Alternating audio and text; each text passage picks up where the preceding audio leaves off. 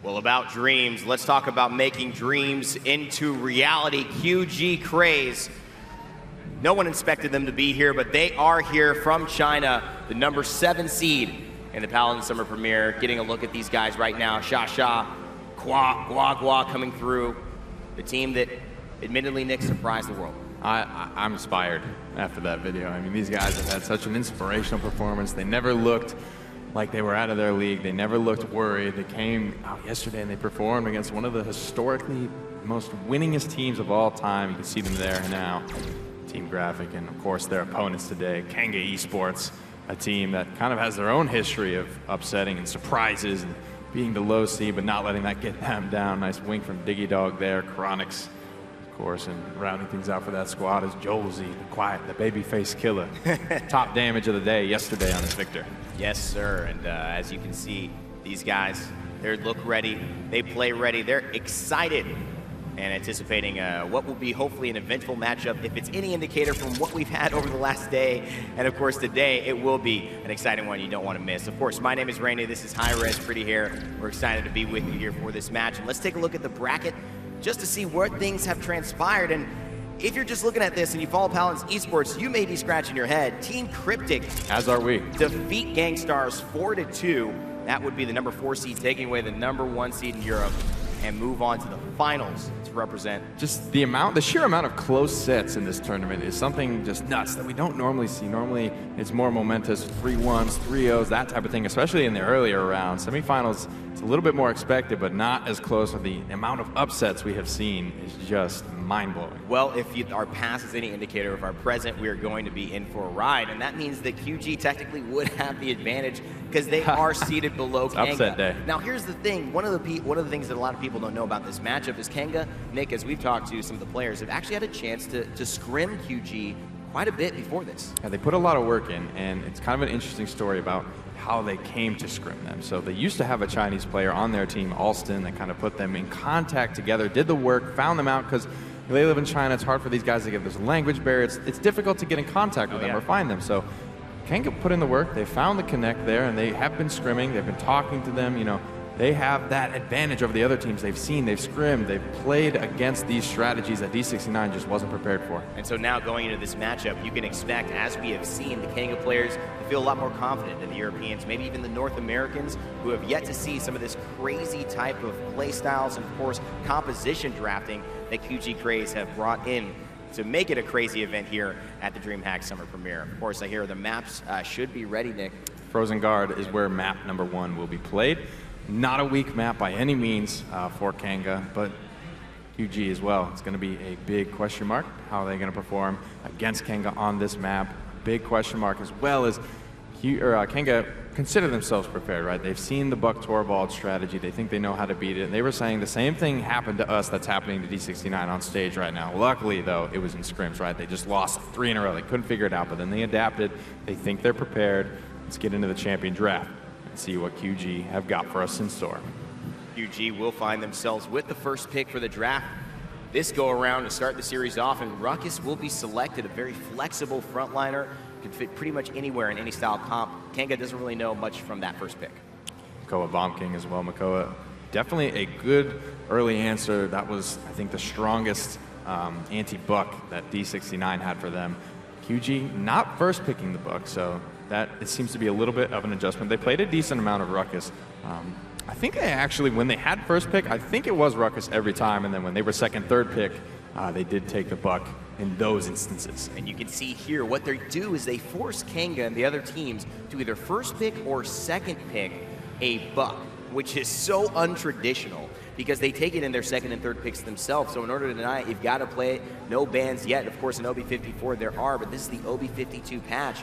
And so rounding things out for QG, Torvald comes in as a last-minute selection, and Ying being the main healer for this squad, a champion that a lot of people consider just irrelevant in North America and Europe. So basically, yeah, the composition that we saw yesterday. And Kanga, I would be very surprised if they didn't have a plan against this specifically. Inara is going to round out their composition.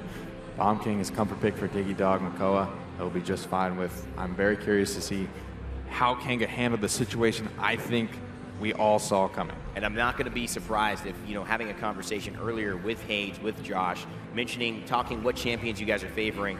I mentioned the Inara. Josh didn't seem too keen on it. Haydz says we like her on certain maps, but I think a lot of the demonstration War Doom showed to love Inara, to be so successful with Inara, it's good practice for them to get some Inara games in, heading into potentially these semifinals and the finals if they win. A potentiality we could be looking at is maybe treacherous ground for Inara to cripple this Buck. You think? Prevent him from getting into that backline running free. They've got the Makoa for Peel to actually pull him into the treacherous ground. Bomb King, again, a good character to go toe-to-toe. Cassie, a good character to kite around Buck. He's fairly easy to hit and pretty predictable. It's just he has so much health, damage, and sustain. There's a fly-through of Frozen Guard. You guys can see, you've seen it today. That was the map that Team Cryptic just put away the Gangstars on. Game 1 between QG Craze and Kanga Esports. Time to get the action started. Here it is, QGpangge heading off as the Runic Sage. Torvald on the horse, ready for battle. He's got a lot of shielding, and he's going ahead right on to the point, just going to attack the objective, pushing Inara back, and the members of Kanga Esports. Immediately looking for this Buck. It's hooked in, but first blood is going to go to Kanga Esports. A little bit on the back foot right now. Joshkent picks up Kanga. QGshasha gets in the back, gets one, but DigeDoG takes him down. So important there. DigeDoG takes him down. QGshasha with the traditional flank can't find enough until it's too late. And now Kanga have a clear advantage in this game. QG Craze, though, able to get 27% on the capture objective as a result of that fight. Strong zone coming out as well from Kanga Esports. Didn't want to commit too much to that previous fight, waiting for the Buck to show his hand. Eevee blinking in, blinking out. 63% back for Kanga Esports, but every member of QG Craze is now here for the takeback. QGshasha very relevant as well. Kronicx getting forced back out, going to dodge roll away. And now it's up to Joelz to try and get a big hook onto Ruckus. He does find it. Will he go down? The Ruckus staying alive, but QG Craze do lose one of their frontliners. DigeDoG goes down to QGshasha as well. Panga's here, so no more bubbles for this Buck. QGshasha's going to have to do it all on his own. Nice hook there from Joelz is a good start to this team fight. A good finish here from QGuagua, staying alive and taking out the sustain. But it is Kanga Esports a little bit losing sight of that objective. This is maybe some of the experience that Kanga has had over QG Craze, over the other teams in terms of competition versus QG Craze. They're very, very prepared. They're not taken aback by these strategies. In fact, they're ready to contend with them, and the Makoa seems to be the flavor pick that's working the best in my eyes right now. Pretty bloodthirsty start. They lost sight of that objective. There's a record for DigeDoG, who's putting in a lot of work on this Torvald. He's staying in the back line. He's already a difficult character to dive. Now coming over to help Kronicx on his Cassie. QGshasha on the Buck will go down for his transgressions. And with a 3 streak there for DigeDoG. Getting that ended right now is QGuagua. So the Eevee, who had a lot of advantages in the last couple of matchups, still finding, yet to find success here, but gets 2 kills quickly, maybe getting himself back on track. Gets a shield from Torvald as well, those bubbles of protection, and they really add up. Healy goes into the sword as well to keep himself safe. QGshasha finds Haydz, and now I think I just like to see Joelz get out. This roster right now for Kanga Esports. Joelz, we talked about him yesterday, got top damage on the day for his victors, now playing Makoa. The flexibility, versatility of this roster is very difficult to pin down. QGshasha gets healed up the full bubble. He is clearly the anchor for these team fights for QG Craze. Big time stuff here from Kronicx. 4 streak activates the ult, scouting any competition, but there's no competition left. QG Craze have only Eevee alive. Every other member is down at the moment, which makes you wonder how well Kanga really are prepared in this matchup. And maybe it's just the map. We know that Frozen Guard, not typical of North America and Europe, just want to play on this very quickly. Being first picked here lets me think that there's some comfort for both of these teams. Here comes the Hexfire on the front side of this team fight. It will pick up DigeDoG, but that looks like about it. The rest of it's going to be walled off by Inara, getting a little bit aggressive now into the back line. Makoa trying to find his way out. QGshasha pressuring here, and still we see the Ruckus finishing him off. QGshasha gets the final blow. Kami gets another one, and now QG starting to find some rhythm, get some kills. Every member alive, and Kanga Esports are the ones looking to reset. Not sure if they could even get back to the point, Nick. Yeah, maybe not. To the note that you were hitting, that North America and Europe don't play it that often. I think Kanga yesterday are looking at, okay, Buck is the big anchor to their strategy, at least this strategy that we have seen. And Frozen Guard is wide open. It's easy to see Buck coming. There's not a lot of line of sight breaks for him to escape from, so maybe that's why they look to take QG here. Their overtime will be started by Kronicx, who's in the back line, but he is all alone with QGshasha breathing down his neck. Big time stuff there from QGshasha. Takes down one, takes down another. Saris with the Shadow Travel trying to contest as best she can. QGshasha gonna jump into the room. Will he finish it off? No, DigeDoG gets the better end of the tree. trade, and now overtime ticking away. Not sure. Kanga definitely doesn't now have enough gas in the tank to keep going anymore. It will be a 1-1 score. Defense to QG. Well communicated there from QG to be able to tell QGuagua that DigeDoG was low HP in that side corridor there in his Bomb King. Letting him get out of combat could have been a very different story if he's allowed to get back out into that team fight. Continue to frag. 1-1 scoreline here from Kanga. They're not going to be too far ahead in terms of items, just probably that 300 that they get for capturing the payload. That's a long enough defense, I think, for QG to be able to keep up in the economy. So much respect between both of these teams against each other. They've played each other multiple times, probably the most experienced scrimming teams here. And now they find themselves tied up 1-1 after round 1. Going into round 2, Nick, do you expect any different variants going to the point? I don't. I think Kanga is the one who had the ball in their court to figure out this plan. It worked well for them last round. I don't anticipate they'll be forced to do much different here. So it looks like, actually, no. I'm eating my words here as Kanga do look to get aggressive onto Shasha, not letting him come to them. But you're right, Nick. If it worked last round, it may not need to be fixed here. If it ain't broke, as they say, Shasha jumping in behind the Hexa-firing Ruckus. QGuagua gets the first kill onto Joshkent. That means no healer for Kanga. And now Kami gets a kill onto Joelz. Oh, Shasha gets stunned in the air with the Grumpy Bomb. DigeDoG takes down QGuagua, but the Sonara looks like she's surely about to fall. Shasha one shot away, and Panga cleans it up. DigeDoG forced to rotate early out of that fight. It looks like it's all QG on this point. 70% already captured with a decent zone here. They've at least got 2 members out. Buck can actually make contact with those horses pretty far away. Here comes the King Bomb from Diggy. He finds the stun on the 3. Kanga have to go big in this team fight, but it's too late, Evan. Big take away Shasha, but not enough time to get back onto the point. I mean, just shows how well QG Craze. This is not what the comeback mechanic. We're able to play that objective.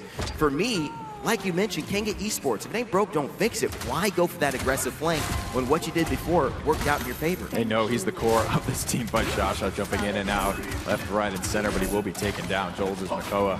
Just to pinpoint that time around. He missed the hook. They tried to change the strategy. They tried to take a fight to Shasha. Joelz unfortunately missing that hook, and then it all collapsed from there. Minute 53 seconds left on the clock. Payload still yet to move whatsoever. QG Craze just looking to keep them busy and find a pick before they can start aggressing back onto the objective. But with Anara and Makoa getting healed up by Saris, it's much more of a difficult task than it is to just say it on a microphone. Still, minute and 36 left. Finds a white ice storm there from the Winter Witch. QGuagua still just looking for a kill. So right now this defense is just telling me confidence in themselves, just a little bit of a slip up, I think, maybe in the plan or the plot for Kanga Esports. When we see a team holding a defense this strong, the payload has yet to move off of the capture point. QG not able to find their footing, partially because I feel the good zone coming out here from Kanga Esports. They're fairly low mobility in terms of the Torvald and the Ying and the Ruckus being able to get up onto the point. There's the Hyper Beam, though. It's going to connect onto Joelz and Kronicx, 2 for QG Craze. Panga essentially gets doubled there. Shasha gets one, and QGuagua gets another. So everybody on QG Craze getting in on the fun. Kanga Esports find themselves down 3 men here, and Saris getting aggressed on by QGuagua. Wow, interesting combo and choice of shots and abilities there. So the shot into the Soar, into another shot. QGuagua showing that we have yet still something to learn about each. Very interesting here. QGuagua meaning melon in Chinese. You didn't know that. He's definitely looking to keep up these sweet plays. He's on a 1 streak right now. Ice Storm ready and available for the Winter Witch. Will she blink in? Nope. Just going to soar away, get back to the team. Smart move for the flanker to stay protected. Speaking of names, I think Panga is Chubby Bro. Chubby Bro in Chinese. I love that one. Seismic Crash ready here. The treacherous ground going to come out as well, trying to keep them locked down. Pretty low mobility. The Torvald and the Ying should be fairly easy to clean up here. 8 seconds remain. 2 kills going the way of Kanga. 3 kills now. Doesn't look like a very hopeful overtime chance for QG Craze. No, not at all. They're going to give this one up, respect their opponent, take it back to the next round. A defense successful for Kanga Esports now. So both teams have captured the objective. Both teams have defended. This is about as even as you can get. You could tell these teams know each other inside and out. And Haydz, captain there. Really, Kanga, they work as a bunch of captains. They stuck QG there. I mean, it's one of those teams, right? And we talk a lot about who's the most important, who's the in-game shot caller, who's, you know, putting in the work, who's the leadership. But these guys put in a lot of work, and I said, who does the brunt of it? Is it you, Haydz, being the captain? He said, no, it's kind of it's a team effort, right? Which shows not only commitment, but passion for the game. And I think that's why Kanga has been finding so much success as of late. They are invested, and everyone in QG knows they're invested as well. A lot riding on this, a lot of people watching in China and wanting to make sure to see that their team that they're supporting might get the better end of this trade here. They've done well so far. Can they keep it up? Kanga takes under the point as Torvald. Seismic crash from Anar. QGshasha is going to jump out of it, though. So not what they wanted there from Kanga. Easily avoided their convergence. We'll pull in a couple from QG Craze, but the counter Hexafire is going to be really good. 3 for 2 so far for QG, and there's the Buckwild. Buckwild here to play. Flips the shotgun. Finds a kill. Joelz goes down, and the Victor player from yesterday on the Makoa today for Kanga cannot compete with the shotgun. The man never skips leg day, and apparently never skips shooting practice as well. QGshasha, he's been a dynamo as a flank class. 70% now for QG as they back off. DigeDoG, though, finding QGuagua mid-air on the Eevee. A good turning point in momentum because that Eevee could have continued to buzz around the back line, causing havoc. Now QGshasha actually moving around. Here comes the King Bomb as well, circling around this team fight. DigeDoG already gets one. Kami gets another one. He's been so influential on this ruckus, but he falls. QGshasha basically about to fall as well. Only 2 flankers make that one.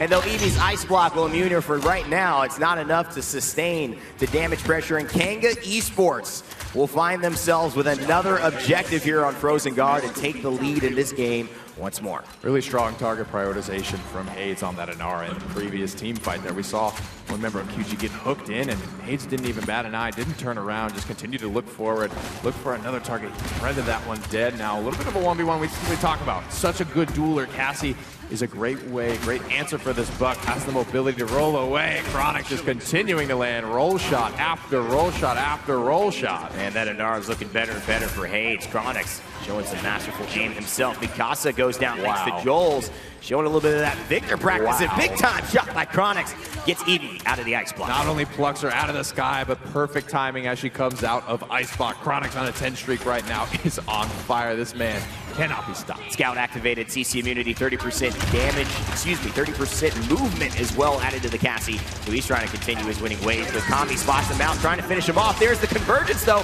It's gonna pull in a few, and actually Kami, though getting Kronicx, will fall, have their healer go down thanks to DigeDoG. DigeDoG putting in a lot of damage in this fight off the setup his team has provided. Kami falls, and Kanga Esports take a dominant victory, 4-2 on Frozen Guard. DigeDoG all smiles from the Australians. Smiles of happiness, but also smiles of relief, it looks like. Kronicx, he's happy. After that, I mean, I would be too. 10 streak, continue to land shots in the back line on the hardest target in the game, bar none. Eevee soaring around, nails it, nails her as she comes out of ice block. That Eevee, QGuagua, excuse me, not running reprieve, running the wormhole, so didn't have the HP to survive. You know, QGuagua and QGshasha as well, so valuable for this team. Did a good job, just didn't have that kind of hyper game that they had before, finding themselves 10-11, 7-10, not beating out their KDA, so going negative there, contributing a ton of damage to their squad though, really helping out. It was a close game until the 3rd round. Top damage in that game, DigeDoG 20-6. Yeah. On the king himself, 3,600 credits. My goodness, legendary selection there was accelerant for those that were curious in chat. I mean, one of the most famous Bomb King players of all time, the big X factor for Kanga Esports and their rise at the Masters land, their strong performance there, and a very strong player overall. One of the conversations we had yesterday in the hotel just discussing these games was that D69 looked to pick the Bomb King, almost first pick. They thought it was a priority against the Buck. Didn't work out for them. Obviously, QG Craze take the set 3-1, but so far, Bomb King looks great in the hands of DigeDoG and Kanga. Question here now is, what can QG Craze go to? Do they have anything left in the tank? I'm sure they brought more than one strategy. It's just a question of what is it? You know, Joshkent specifically told us QGshasha he thinks is the best in the world on Androxus when he is on. I assume they saved that for a pocket trap. They didn't feel the need to switch up their strategy, so will they go to that next? Because Kanga look like they've got this strategy dialed in, figured out. You keep hitting us with it, we got it handled. Well, one of the things I'm curious about is how much have QG Craze planned ahead? You saw the whiteboard writing there by QGshasha himself and then wiping off the teams. Not sure if that was a metaphor for getting rid of the competition. So far it has been, but currently I'm more interested in what do they have backup I wish that was plans. a draft on the whiteboard. Yeah, what do they have when things don't go wrong with this meta that maybe Kanga knows, and they know Kanga know this? It's the question, right? That's Kanga have done that preparation. They've seen EU metas, they've scrimmed NA teams, seen their metas, they've seen it all. They try and figure out what works best in what situation, and when they're that prepared, it's a very difficult team to defeat. Well, we'll see if they can take their talents to Stone Keep. This is the first game that they beat D69 on, so we know that QG have some success on this map. Will they be able to continue it is the question, Nick, after losing game 1 against Kanga, somebody who knows their strategies a little bit more in and out. I think we'll expect to see probably a Grok. They brought it out here yesterday. That's what was missing, right? That was what they brought it out on Frog Isle as well, the Totemic War. They started to go into resilience, and it's a little funny, right? Because you look at the Buck Torvald strategy as well as the Eevee, very District 69-esque, bunch of resiliences as well. It's like, who is this team studying? Who are they after? And then the student surpassed the master yesterday. Well, you know the way those Ying clones work. They only heal one person at a time if you're running something like Resonance, which we've seen them run before. So when you go back to the edge of looking at that lineup that they had with Grok, he was able to kind of focus on the healers, and Ying was able to provide this backline support that Buck and Eevee could jump back to and get healed up in. Now Ying having to heal up everyone puts a lot more pressure onto the Illusionist, and of course that is why a lot of people don't consider her a viable single healer for your team. We're pretty successful, I still will say, though, with just the Ying. And like we talked about, it's something that North America or Europe hasn't played in a very long time. They don't feel it's very viable. It's an interesting character. Ying is very nuanced, high skill cap. Aside from the fact that her healing, like her Dimensional Link is a very hard to use ability. It's hard to keep track of where you're going to go, or ultimate. A lot of intricacies with that, especially Resonance. I feel like I'm learning something new about Ying every day. Yeah, you know, if you really can dive into Ying, and that's the cool, exciting part about that champion. All the champions and Paladins have a lot of depth to it beyond the initial layer. If you find yourself looking at this game and saying, hey, I want to check that. That one looks interesting. There's just so far down the rabbit hole that you can go. And look at QG, taking one out of Kanga's book, grab the Bomb King right away. So Kanga, first seed, they get the choice of first pick in that first game, and then it goes to the loser. So it is actually the lower seed. So QG are selecting to have this first pick. Makoa Ruck is selected for Kanga. Will QG go back to the Buck? Will they take the Grok this early? Maybe a Ying or a Torvald?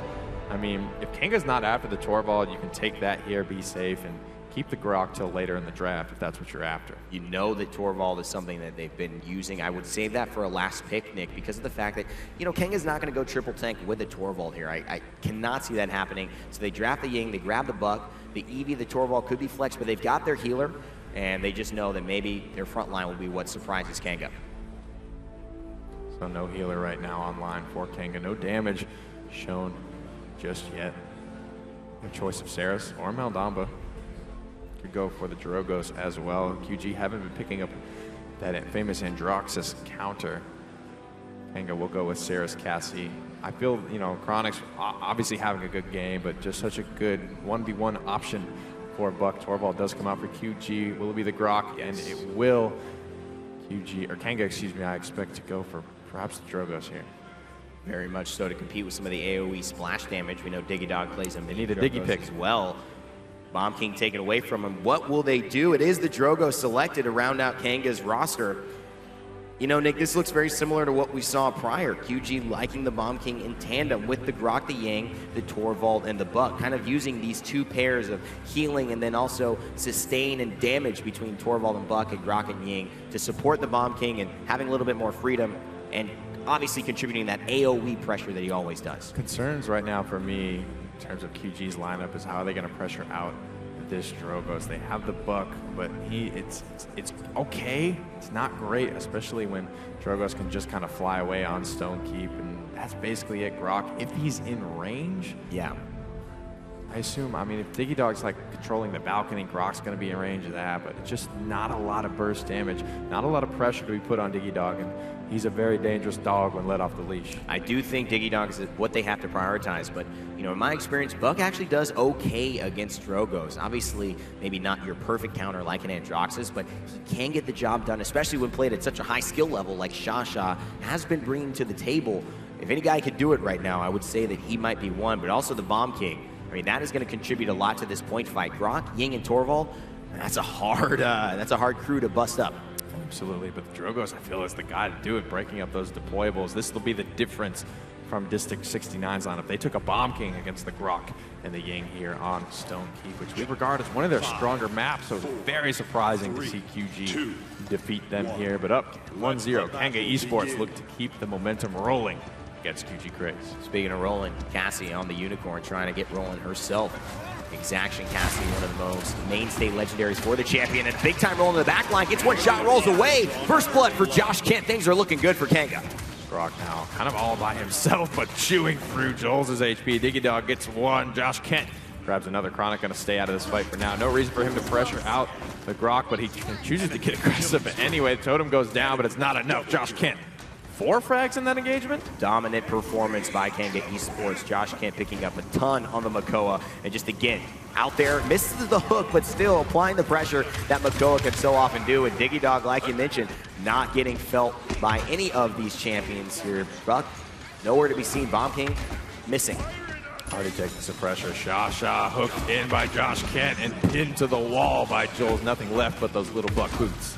Wow, great pluck play as well by Joshkent. He's got the damage legendary, so he's going to get those extra bonus damage off of the hook, and there it is. Finishing off the kill, the burst, so positive for them. And that's a positive score as well. 1-0 for Kanga Esports over QG. Dominant coming out the zone as well, dismounting QG, keeping the pressure on, not letting them find any defensive footing here. The payload's still a long way away from conversion, but Kanga are setting a blazing pace. Ultimate ready for DigeDoG. Dragon Punch, Scouts almost there. Which just tells, I mean, when you beat a Cassie to ult, I mean, you are flying. Literally, here it goes. Oh, finds Panga. And he's going to get out the safety to boot. Oh my God, big time shot there by DigeDoG. Gets 2 for the trouble. Looking to make it 3. DigeDoG with some impressive Drogoz plays. 180 fire spit, getting away from danger. Comes back, finishes off Kami. This is Kanga Esports at their finest. You got all the Australians waiting at the spawn doors, daring QG to come out and to fight them. Here comes the Hexafire. Shasha's got nowhere to go.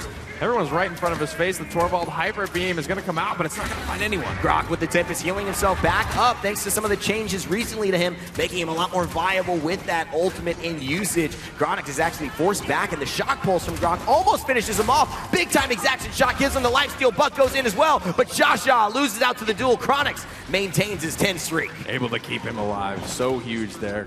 QG used a lot of ultimates to break this, to give themselves this space, and now with over a minute remaining, Kanga Esports, I see them hard-pressed not to take this conversion. Everyone's so low. One more salvo, one more fire spin, but it will be the Dragon Punch, actually, just looking to pressure out Shasha. He's going to find Kami instead. Wow, big kill. Charged up the salvo, went into the Dragon Punch, and then with a nice fire spit. Not going to knock anyone off because he doesn't have combustible, but he's getting healed right back up in a 14 streak. Make it a 15 is all DigeDoG needs, as well as, hey, maybe a convergent double kill on top of it. Drogo's in the sky. He cannot be stopped. And blessed by Shasha. Already all back to 50% on his ultimate. Here comes another Grok Tempest, though, so putting in a lot of damage, a lot of work. 25 seconds. Kanga inches away from conversion. One more team fight win, and this point will be theirs. So flexible. Like, we look at Haydz now, finding himself on the Inara first game. Now he's healing as Saris. I mean, these guys, they'll play anything. Joelz was on the Makoa. Can you imagine War Doom on a Saris? Oh my God, not at all. I wouldn't want to see it though. He's such a good frontline player. He's got to stay there for flick shots. Saris turning around, jumping constantly. He'd do the best. It's the perfect character for him. He can jump constantly and heal. 180 heals, dude. 360 heals. Absolutely love it. Overtime ticking away. QG Craze, all 5 men alive. Kanga Esports actually falling here. DigeDoG just respawning. So this does look very favorable for the Chinese team to be able to contend. And they spent a good couple of ultimates here. QG Craze holding on to 3 ultimates and that defense there. They're going to tie things up. King Bomb ready to go. Buck Wild online for them, as well as another Torvald Hyper Beam. Some of the energy taken out of this crowd, as you can see. QG, kind of the fan favorite here of this tournament from people walking by. The hysteria yesterday they created was just so exciting. And now seeing maybe the backs against the walls a little bit. I wouldn't rush to conclusions. This is a 7-game series, Nick, so there's so much more to play, and that's a strong defense by them here. Best of 7 indeed. A lot of these sets going the distance on land, a lot of nerves, a lot of preparation has gone into this event. No more ping kind of barriers between these teams. It is all skill at this point. Joshkent going into the resilience here, I expect to just get out of things like the King Bomb a little bit earlier, even the Torvald Hyper Beam. He doesn't want to have to deal with that too much. First to the point, though, Kanga. I love Kanga just being on the point. Hit me with a few rockets. I've got a shield. I can recharge. I'm good for a while. We've also got a Grumpy Bomb. They're going to get 33% on the objective before this even starts. Now, finally, QGshasha gets a kill. Goes to the buck. Wow, will QGshasha get another? Mikasa finds one. QGshasha in the back line looking to finish off the Jogo stick. Can this be a counter? Well, QGshasha surely thinks it can. Kami with the final kill, and QG going crazy on Kanga. Team fight 5 for nothing. They take this first point up above 80%, looking to close things out for this round. At least this capture point. Kanga trying to get back in here, using a lot of those advanced charges just to get back into the fray, eating so much damage from QGuagua, who's under no pressure whatsoever and just ripping Kanga apart. Josh goes down. Kronicx goes down. DigeDoG goes down. And this is all QG Craze going up in the scoreboard. Haydz there just shadow traveling, but oh boy, he's back to the abyss after that one, and more like back to base. Objective capture. QG now lead 2-1. They have the advantage and now have ultimate's advantage as well. Scout's going to be popped for Kronicx. It's not going to buy him a whole lot, just some vision. Try and figure out maybe where QG are going to be looking to mount their attack from. Third ultimate for QG has just come up. Illusory Rift from Ying, Tempest from Grok is ready, as well as that Hyper Beam from Torvald, and this is one of the best spots on the map to use it. I like the way Kronicx is just getting so much damage off, but look at this, the Hyper Beam almost knocks him off. It's a nice roll. It's another exaction shot to stay alive. Oh man, Kronicx is playing at another level right now on this Cassie. Part of why Kanga Esports have been so successful over these last couple of games. Meanwhile, DigeDoG picked up 2, but Kami quickly answered back with 2 of his own. Haydz and Joshkent put another 2 into the hat. Now it's just Torvald being swung down by Joshkent. QGshasha is going to get pulled in, but not a whole lot of damage left on the board right now for Kanga Esports. So they're just going to retreat to their team. Both squads full reset. They got 50% in a minute. That's perfect for QG Craze, what they're looking for. They got at least another 1-2 opportunities to fully aggress here. Joelz gets taken on by the buck, and QGshasha so patiently jumps back in towards the healing just to get full. And now they're picking off Joshkent, who finds himself isolated. No shell spin. He could go down here. In fact, he does. Buck Wild popped on the high ground as well, trying to jump his way over here, but Haydz is already in shadow travel. Joelz is plenty healthy to take that fight, so QGshasha just gonna have to back off for now. Now sees Haydz out of the shadow travel. Convergence comes in, but it only pulls in, it looks like 1 or 2 maybe, trying to find this kill on the Wow, he got him! Wow, I can't believe it, the flick shot. It's not gonna be enough because QG Craze end up going down. Some of their members just not able to contend with the backline pressure of DigeDoG. But man, that was... Talk about by the skin of your teeth. Mikasa able to pick up Kronicx as well on his way out. No ultimates on the board for QG Craze. Ruckus has his Hexafire available for Kanga, and a Scout is here for Kronicx Cassie, but not going to be super impactful at this stage of the round. Joshkent with a nice shell spin as well. Hyper Beam comes through. QGpangge gets DigeDoG, and that's a big level. He gets Joelz as well, so that's 2. Kami gets another. QG Craze could be going up 3-1 here, but Haydz, he's got something to say about it. Shadow travel for Ceres, stalling time. Kanga gets a 3rd kill here. Haydz trying to hold on. He's the last one left for his team. Is there enough time for DigeDoG to get to this payload? He thrusts up into the air. Joelz comes sprinting out of base as well and hangs on. Runic Blast misses the Ruckus. He's up in the air, but it doesn't matter because Torvald and his beams, they're down below. Joshkent pressured out again, and yet again, QG Craze take another point off of Kanga and go 3-1 up here on Stone Keep. The underdogs continuing to prove that they are here to play. Up 3-1 against Kanga. They need to tie up this series. They don't want to get too far behind too quickly. They don't want to have to reach too deep into those strategic pockets. We don't know how deep they go, though, is the big question mark. Yeah. Kanga looking a little bit more serious. Not quite as many smiles as we saw coming out of game number 1. Point spawning. And with that lack of maybe a happy-go-lucky attitude means maybe a more air of focus for this QG squad. They know they've got their backs against the walls. They're technically underdogs against anybody that they play. But coming through here, having a masterclass performance yesterday, taking down the number 2 seed, and now taking down the 4th seed here. They're going to be looking to continue their run. Torvald on the point, 12%. Gets pulled in by Joshkent to start things off. Always a threat being charged up by DigeDoG around the corner, and a quick end to Pangga, but a quick answer from Mikasa. Big time stuff there from DigeDoG. Hits a mid-air fire spit yet again. He's been on point, Nick. Can he keep this up? Looking for another fire spit. Hits 3 there, but goes down thanks to QGshasha. QGshasha, so much momentum. Buck Wild in the wow! line double kill for QGshasha, taken out of the sky by Kronicx. QGuagua continues to find momentum for QG, 3 for 1. QGuagua gets 2 for the trouble there, as well as QGshasha, and they're all playing off each other. This is QG Craze, and the fans go crazy. It's another win for the Chinese teams here at the Paladins Summer Premiere. I don't think Kanga expected to lose there. You could actually see a little bit of frustration in Kronicx player cam as he looked like he started to dive towards the point, maybe not quite realizing just how close that overtime was or how close that 99 capture percent was. I know it happens to me all the time. Would you be frustrated if you're Kronicx and played lights out? He couldn't have done any more. That tilts me when I do that on stream. I'm feeding. That's my fault. It's feed. like a clear. That's my fault. That's on me, guys. Yeah. It stinks that he was the last one alive, Cassie, not the optimal character in this roster to be the one starting that overtime, but sometimes that's the way the cookie crumbles. You know, there's not a lot he could have done there in that situation. Still hurts. 7 and 8 was the score. 63,000 damage to his name is Kronicx. DigeDoG again playing lights out for his team, really being the difference maker. 16 and 8. But of course, the story here goes, Kami, look at this, 13 and 6, 84,000 damage. Continuing to be the anchor for his on a squad, totemic. Was that a totemic war? It was. I think it was Shock Pulse. 8 and 10. It's most likely QGshasha this time. Yes. 56,000 damage for him. Still being the core of this strategy. QGuagua being left to his own devices. QGshasha needing that help from the Torvald.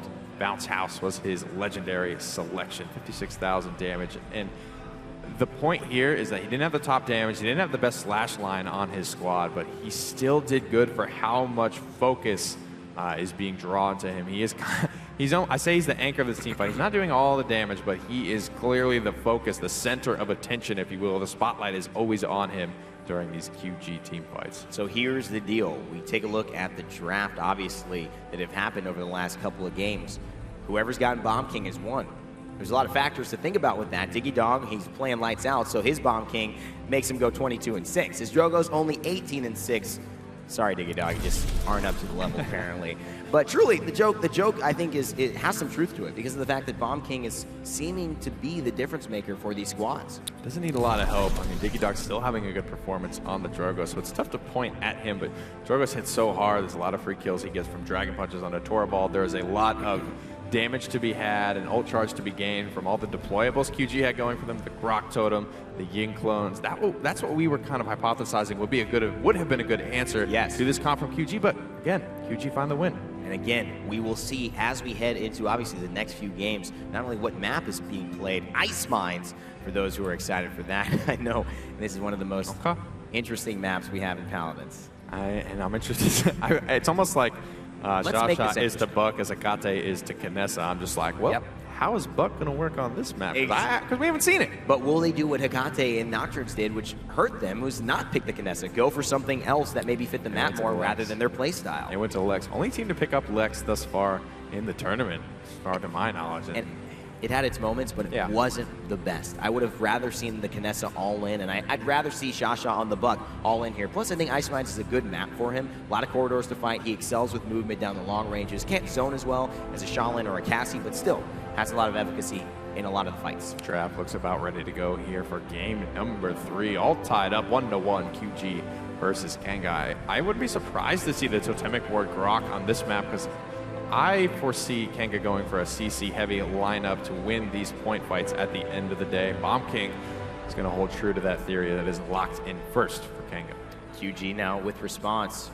We've seen a lot of things, but Buck, Grok, Ying. They've always gone for Buck first when they have the 2-3 picks here. Will they continue that trend?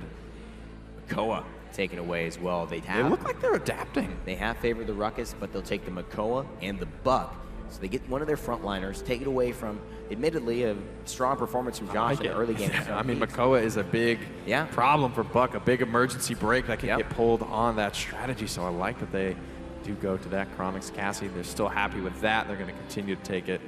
Like we mentioned, pretty good against Buck, just kiting him around, staying out of his effective range. They're going to get their Ying and Grok if they want it, and they're going to get their Torvald most likely as well. I don't see Kanga wanting anything that QG wants here unless they have a different draft, but Makoa's already shifted it up enough. And if they go with single frontliner like they have been doing, obviously they don't even need the Torvald. They're going to take the Drogos away. Big changes here for QG. Drogos just too good on the Ice Mines to pass up. Send the ball back to Kanga. for their decision. Still need their healer, have their pick of either Seris or Maldamba, and it will be the Oracle of the Abyss themselves. We don't know. Maybe I think the easier healer of the two between her and Maldamba, so more flexible in terms of who you can put her on. I mean, we saw Dialer on Seris for crying out loud, so comfortable enough to play that for the first time at LAN, and ends up working out for them. Ashe finally selected here for Kanga. QG have an opportunity here for one final counter pick. Will it be the Torvald? Will they go for something different? Grok brought in as a secondary healer yet again. This is going to be great if they go for Totemic Ward against the CC that Ashe brings to the table. A lot of knockbacks, a lot of knock-ups, as well as Seris's Convergence, Cassie's Disengage, and Bomb King's Grumpy Bomb and King Bomb stuns. I think it's going to be very critical that they do hit good Totemic Ward. And they have. I mean, they did all day yesterday in Frog Isle, a couple of big ones for people mitigating out the stun from King Bomb. And it allows you to kind of clump up against those things. Just ignore the Grumpy Bomb is so valuable in clutch situations where that would otherwise buy you space.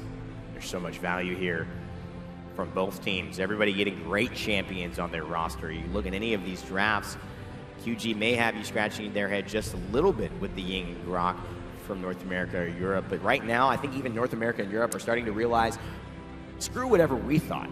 This works. It can work, and let's let go of any, I think, holding on to any prejudice notions. Yeah. Ice Mine's here, the map, we talked a little bit about it yesterday. Very polarized map, very far from the capture point is the conversion point, so it's difficult to beat teams, 4-0, 3-1 on this map, and it's often coming down to those 3-3 scenarios. As they all head in, Kronicx on his horse yet again, rocking that Blood Moon Cassie, which you can get by watching this tournament, so make sure all of you here understand that. It's exciting to be able to see this showcase of excellent Cassie play, probably the best you're going to see today because of the fact that he's just not missing many shots. And there it is, Kronicx gets the first blood in the game as well, but Mikasa follows back on a Joelz. That's a big pickup. This is a shot on a shot. Continues to hit on QGuagua. Double kill for Kronicx. A lot of momentum in this fight. Wow. No one to answer. Triple kill, looking to make it a quadra. It is a quadra, Nick. It does not technically a quadra hero. He's got all 4 kills and not the 5th. That goes to DigeDoG, but Kronicx single-handedly. Just a good flank. I mean, no one saw him kind of get up into the high ground Raptors there, and he was shooting down onto that team fight for 2 free kills before he even gave up the high ground of his own volition to continue to roll through that fight. Too little, too late for QG. 75% on the objective for Kanga. QG probably not going to have much of a chance to get in without getting superiorly poked out. But Haydz, if he goes down here, could give him a light of day. They're just going to back off. They know they can't make the distance after being dismounted. And the first point goes to Kanga Esports. Haydz in some trouble right now. He's going to go down, but Kanga have already got what they came for. Grumpy Bomb will explode. Not getting much there. Kami takes down.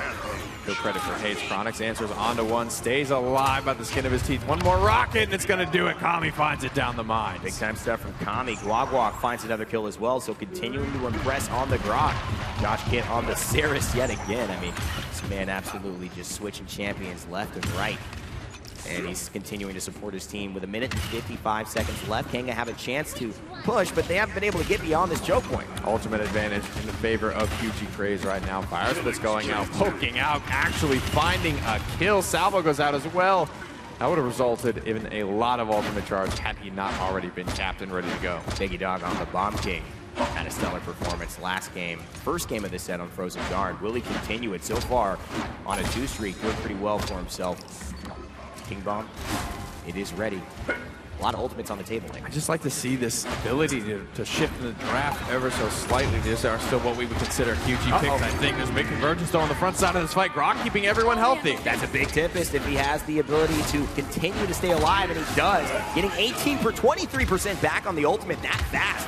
Very efficient play there by QG Craze. QGshasha still looking to clean things up like Buck often does. Jumps midair, flick shots up into the air as well, and QGshasha continues his streak of being a superstar for QG. Just an ironclad defense here from QG Craze, unable to find any cracks in the armor. Kanga Esports crashing time and time again, 3rd time now the failed after committing ultimates as well to win the team fights, even get kills.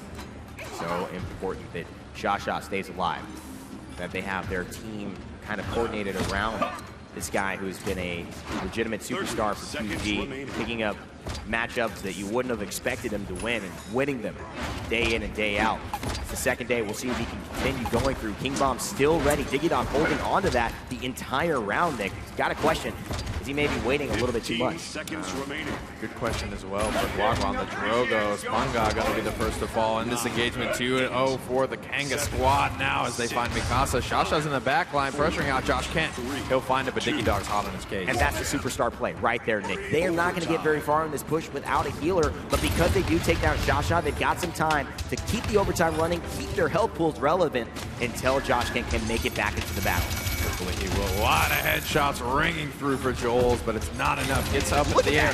Just no sustain. That's the name of the game. So Shasha finding a very valuable pick. Joshkent now just trying to break line of sight, but he can't find it quick enough. 3 quick kills for the Chinese. And by the time he gets there, they are all dead. And again, I mean, we can't point out to it enough. Shasha's impact on this game and the decision-making from this Chinese team has been superb. Even, you're right, even losing that fight. First 2 kills go the way of Kanga, but Shasha remains focused, finds the big clutch frag in the back line because he knows they have a long way to go and only overtime to do it. And without that man right there on your screen, the sustain was just not there for the Australians. Dreamhack Valencia 2017, the summer premiere. Well, things have shaken up quite a bit since QG entered the fray. They continue to shake things up, tying out the round, winning the last game against Kanga, who was seated 3 places higher than them. Actually, and now looking to maybe take the lead if they can continue a good point fight here. A couple of counter master ridings coming out. One on Shasha, who's ripping up to the point right now, trying to keep up with his squad. One bounce health charge will be expended to get over here. Bought out Kronicx, but he hasn't taken that same flank that he found so much success with last time. 2 quick frags for Kanga, but they're being very careful about how they approach this. That's a nice ultimate by Ging. That's a lot going on, and that burst could have just hurt. Haydz gets down about 1,500 health as a result of that. They're pushed back, but they're not out. They're down. And looking to climb back up. Shasha still retreating thanks to Ying clones, healing him back up.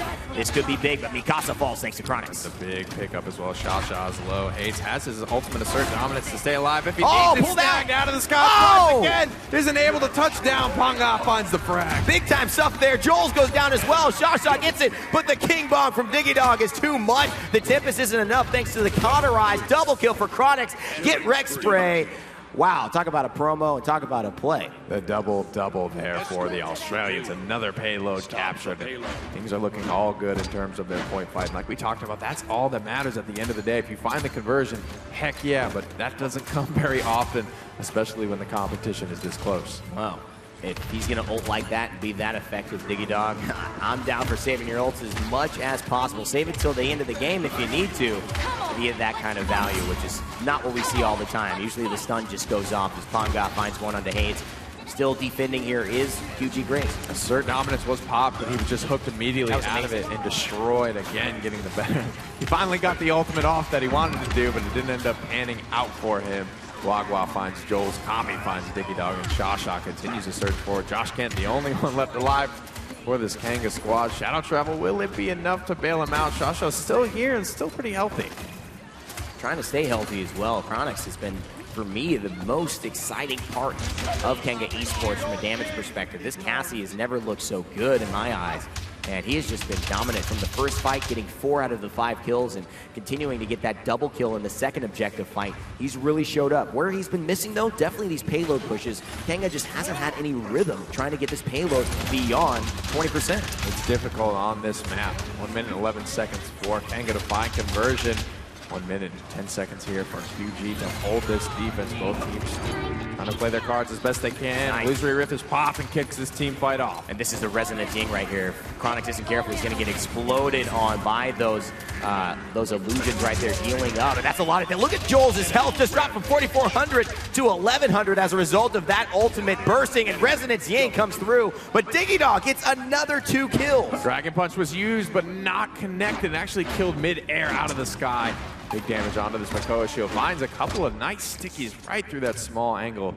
Pops the get wreck spray. 30 seconds. Kanga looking strong for conversions. They have a couple of ultimates they can commit. Almost there on the Hexafire, making that their third. QG only with a Tempest to defend this, so could be rough. I don't know if Kanga have been keeping track of the ultimates, but they definitely are in the driver's seat. Grok Temp is one of those that sometimes can be the most magical ultimate in the game. And most of the time, a little bit under-impressive. However, Kronicx, he's the one who's not being impressed. QGshasha, he takes the kill onto the Cassie, and Joelz now finds one in return onto Drogos. Getting the area pressure, but big-time headshot there from QGshasha, taking much more than his own life. Buck Wild looking to do some damage here on the Joshkent as he comes out of Shadow Travel, doing his best to keep Haydz alive, but they can't. One by one, they all fall down. The Australians will have to try again as Craze continues to hold their defense. For me, Kanga is paying a lot of attention to QGshasha, and that's part of on Ice Mines where he's finding difficulty in freeing himself away from the eyes of Kanga. But whenever they have to focus on an objective or they have to focus on a payload, QGshasha gets 1 inch of a moment. He makes the most of it. Yeah, I will continue to say, I mean, one thing that definitely impressed me when they were playing District 69 yesterday was their respect for the team, but lack of fear and always making the right play, not getting greedy, not getting too excited to get a kill onto one of those superstar players. And the second it's time to get out, they are leaving. The second it's time to zone and take every inch that Kanga is willing to give them, they are there to do so. 3, 2, Capture point spawning in 1 second. This will mean the third round begins, and it is all tied up. Could not be tighter here of a contest. QGshasha on a 4 streak. It's gone this way before. Defense successful for QG, but can they win on the objective fight? Now going a little bit more impactful onto the Joelz on the Ruckus, but nothing found net. DigeDoG goes down. First one to fall. Kami now, or QGshasha now back and healthy, pushing into the back line. Kronicx finds one frag. It's going to slow QG down just a little bit, but QGshasha continues to get aggressive. Pops the recovery. He's going to stay healthy for the time being. No one has died on QG. Finally, Mikasa goes down, and QGuagua as well, so no healing, but Kronicx out of the fight yet again. Joshkent is here and helping Haydz to stay healthy, but look at that. The Rin Soul will take away QGshasha's chances, and Joelz as well. Veteran healer player there from Joshkent, instead of going into the Shadow Travel being scared, knows he's got enough damage and self-sustain through Saris's Ren Soul, or detonates debuffs left by her auto attacks to not only heal up Saris, but do a decent amount of damage as well. Saves that cooldown, stays alive. 81% for Kanga, looking to find their third payload. Ancient Rage has to be popped early. Oh, Sir Dominance taken out by Kami yet again. Kanga Esports barely hang on and grab the objective. It is just the same thing over and over again. QG Craze with now a full wipe of Kanga, but they cannot find the objective. 3 times in a row, Kanga come through. Fire Spit comes out to zone, do some damage to Kanga, but again, they've already got what they came for. They continue to go this way. They're going to win the game. QG have got to be able to find one of these payloads to win. What a tight matchup. Kami doing his best on the Drogos. Kind of a look we haven't seen from him, but he's been doing extremely well. Getting focused on in the air, 108 health to his name, gets out alive. Luckily for the Dragon player. Here's a convergence though, and oh, the damage. Kronicx, DigeDoG, and Joelz combined to wipe 2 members of QG Craze down, and they are on the back foot. Beautiful convergence there, Joshkent setting up momentum early, and that's been the difference, at least in this round, as Kanga have been struggling to get off the ground once capturing these payloads. They're going to get a good head start here, and part of that is because it is so good to hold on Ice Mines. It is much easier to hold near the point and right where we see QGshasha now by this base. In between, though, it is difficult because it is much more open. Mikasa getting threatened by, of course, Kronicx using Panga's ability to go ahead and use the half shell to create space and shielding, but DigeDoG with the Grumpy Bomb stun, able to take him down with about 10% health and finish him off. QGshasha jumping away, and Haydz getting knocked down, but not out. Almost to his benefit, you know, gets over to the other side of the fight where he can shoulder bash out if he needs to, assert dominance. Still ready to go. 55 seconds to get it done. A lot of ultimates on the board. Kanga look like they're ready to go for the throat. Here it is. DigeDoG up into the air. King Bomb. Will he rule this court? Doesn't find much. Kami gets a kill. So does QGshasha. They used a lot on the table, but it still looks to be QG Craze holding strong. DigeDoG, the last man contesting, really. Haydz is there left by himself, and I want to draw this one out as long as possible. Such a good start to the fight, the one I feel they wanted, but again, QG just relentless in their defense. Never count them out. 23 seconds here. They're going to get some dismounts. I don't know if Kanga's going to be able to make it back to the payload in time, as Joelz is not really looking super aggressive and confident in his movement. What you don't want right now is QGshasha and, of course, Drogos getting that ultimate charge so that they can be irrelevant in the next objective fight, which I'm assuming will take place here. Only 3 seconds left. It have to be a miracle for Kanga Esports to push this roll through. shot. Yeah, missed roll shot there from Kronicx. The last kind of hope, almost similar to Stone Keep, to get that overtime rolling, but unable to find it. But that being said, this is the scenario I think we expected to see heading into Ice Mine's 3-3. Kanga Esports capturing the payload every single round. QG, it is now or never for them. You see Kronicx play lights out every single point fight. Will QGpangge be able to stop his Cassie? He's been just dominant in the realm as of late. You see the focus talking to his teammates, probably strategizing how they're going to handle this one a little bit differently. It's yet to work out, but will this 4th time be a charm? Couple of final itemizations on your screen now. Big green numbers, big rejuvenate pickups from QG Craze. Could give them the edge here. Fighting back a little bit against the cauterized onslaught from Kanga Esports. Here we go, 3-3. Everything comes down to this. Oh, that's a big deal. Gets actually Kronicx caught out, but he's healing up so much. Cassie dodge roll, convergence, big time QGshasha goes down, and oh boy, Pangge falls as well. Kronicx gets right back to the spot that he'd love to get to without taking much damage at all, and Mikasa will fall. Haydz gets 2, and Kanga Esports, they just do it again. Joshkent again, beautiful convergence, pulls 2.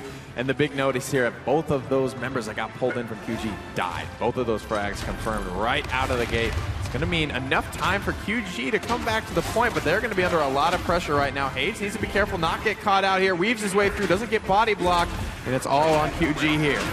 If time is an indicator, if history is an indicator, they haven't been able to get onto the point before, but now QGuagua and Kami find a kill. Kronicx is here. They've got to get this damage dealer off the table. He's hiding into the back room. Will he find a kill onto Pangge? Will they lose their Makoa? Half shell comes through big time, gets the dodge roll, and oh boy, Mikasa gets 2. QG Craze have the point. Massive stunts from DigeDoG time and time again, but it doesn't appear enough. 39%. They work their way back into this one. 93% for Kanga Esports, so a small window is all they're going to need, but they only have one ultimate to do it. Joshkent is quickly closing in on convergence, however. Joelz needs to get back onto the point. He's got the aerial assault ruckus. He's going to have time to do it. Here's Haydz. Is he going to get the assert dominance? Buying so much time. He's taking half his health before then. What ultimate do they have to use? Nothing for QG Craze. Will DigeDoG get the kill? QGshasha finds 2, and overtime still ticking away. Convergence will pull in 1, but it doesn't get anyone. Mikasa finds another kill onto frags. DigeDoG is the last hope, the last damage left for Kanga Esports. Overtime has started for both teams. The winner of this team fight takes the game. Oh my God, QG Craze, have they just done it? Kanga Esports win 3 in a row. They're back now, and there may be time yet. Haydz is here, and so is Joelz with a big hex of fire, but he goes down thanks to Kami on the Drogos. An unusual pick, but boy, is it working. Combustible knocks him off, but Kronicx comes in and gets 1 kill. Rolling. It's a Esports with a huge disengage, steal the game. What am I watching right now? Kronicx gets the disengage. This man has just done it single-handedly. Even Stolzy and Bitey are up out of the crowd. North America can't help to cheer. Everyone can't help to cheer for what was one of the most incredible objective fights we've ever seen in Paladins esports history. By the sweat of their brows and the strength of their backs, Kanga ripped that game away from the cold, dead hands of QG Craze, who made their best attempt out of all 4 rounds at that payload and still looking unfazed. Our QG Craze. I am speechless. I am without speech. Whew. These pretzels are making me thirsty, and boy, oh boy, so is this play coming out from Kronicx. He was the man of the hour. He is now the man of the match. Kronicx comes through big time. A lot of big damage numbers here from Kanga Esports. 105,000 from Kronicx, 114,000. But the top damage remains in favor of QGkami, claiming that title with 130K on his Drogos. QGuagua, again, stellar performance on the Croc despite losing that game. Still goes +5 with 94,000 damage, 25,000 healing. Big stats out of QGuagua. Just a monster performance from everyone in that game. QGshasha absolutely dominant in terms of his priority, in terms of selecting out Joshkent in some crucial moments, taking down the healers when need be, and the damage dealers as well. Joelz contributed a lot to the zoning. Him and Haydz, absolute monsters in terms of creating the space until the 4th round when everything went crazy. Yet the man who stayed consistent, it was Kronicx. The man himself that stole the game for Kanga. Huge disengage plays right in between contest ticks for QG. What do we call him? Joel's the babyface killer. What is he, the brace face? Bad boy? I don't know. That's probably Something like that. The Asian persuasion. The Asian persuasion. Well, how can you not give someone on QG that kind of title there?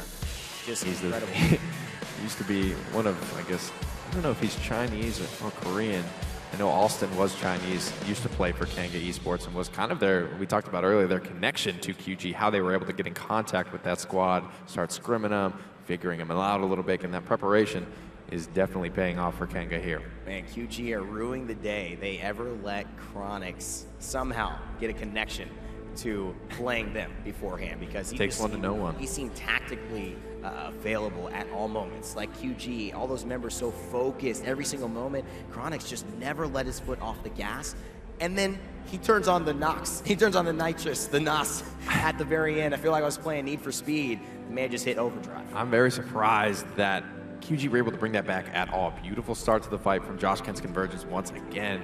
Still, they brought it back. And anytime we see a team that has to just muscle their way back onto the point just to get the contest, normally they're so bruised and beaten by the time they get there, the fight is free. And that's when that Tempest came in, actually hit the Tempest that made the difference, gave them the speed boost, gave them the healing they needed so they didn't have as much poke, and they could win that fight, which was why everyone thought it's got to be over here. And as they trickled along, I mean, it had to be one big play. That was probably the only way they were going to win that objective. Beautiful stuff. So now we head to kind of the polar opposite map, both in terms of the climate and the size. Frog Isle is where this next game will be played. Smaller map, easier to convert on, easier to get that momentum, easier for things like 4-0s. And Frog Isle is something that actually they claimed their victory against D69 on yesterday. This is nothing new for QG. In fact, they may favor this map, again with a similar lineup like we've seen, the Torvald, the Buck, the Grok, the Yang. Let's go into the champion draft and see exactly what they'll bring into this matchup. I'd be very surprised if we didn't see the Torvald, the Naka back. So valuable here throughout the point fight, the payload push. QG with the first pick. I don't know if we'll see it first. I think I would like to see Kanga maybe take away the Buck. I don't know who would play it. But again, QG are going to go to the Bomb King for their first pick. Kanga now with the ball in their court. And the Bomb King has won every single game thus far. Just keeping track of that, continues to be the difference maker in terms of picks, but to be honest, wasn't really the difference maker because of the fact that Kronicx just absolutely made a stellar single man performance. Yeah, it's hard to point to anything. Then when something like that play from Kronicx steals away a game, it is, you know, it's tough to say, oh, this was the solution, this was where it went wrong. QG, though, go with the double blaster.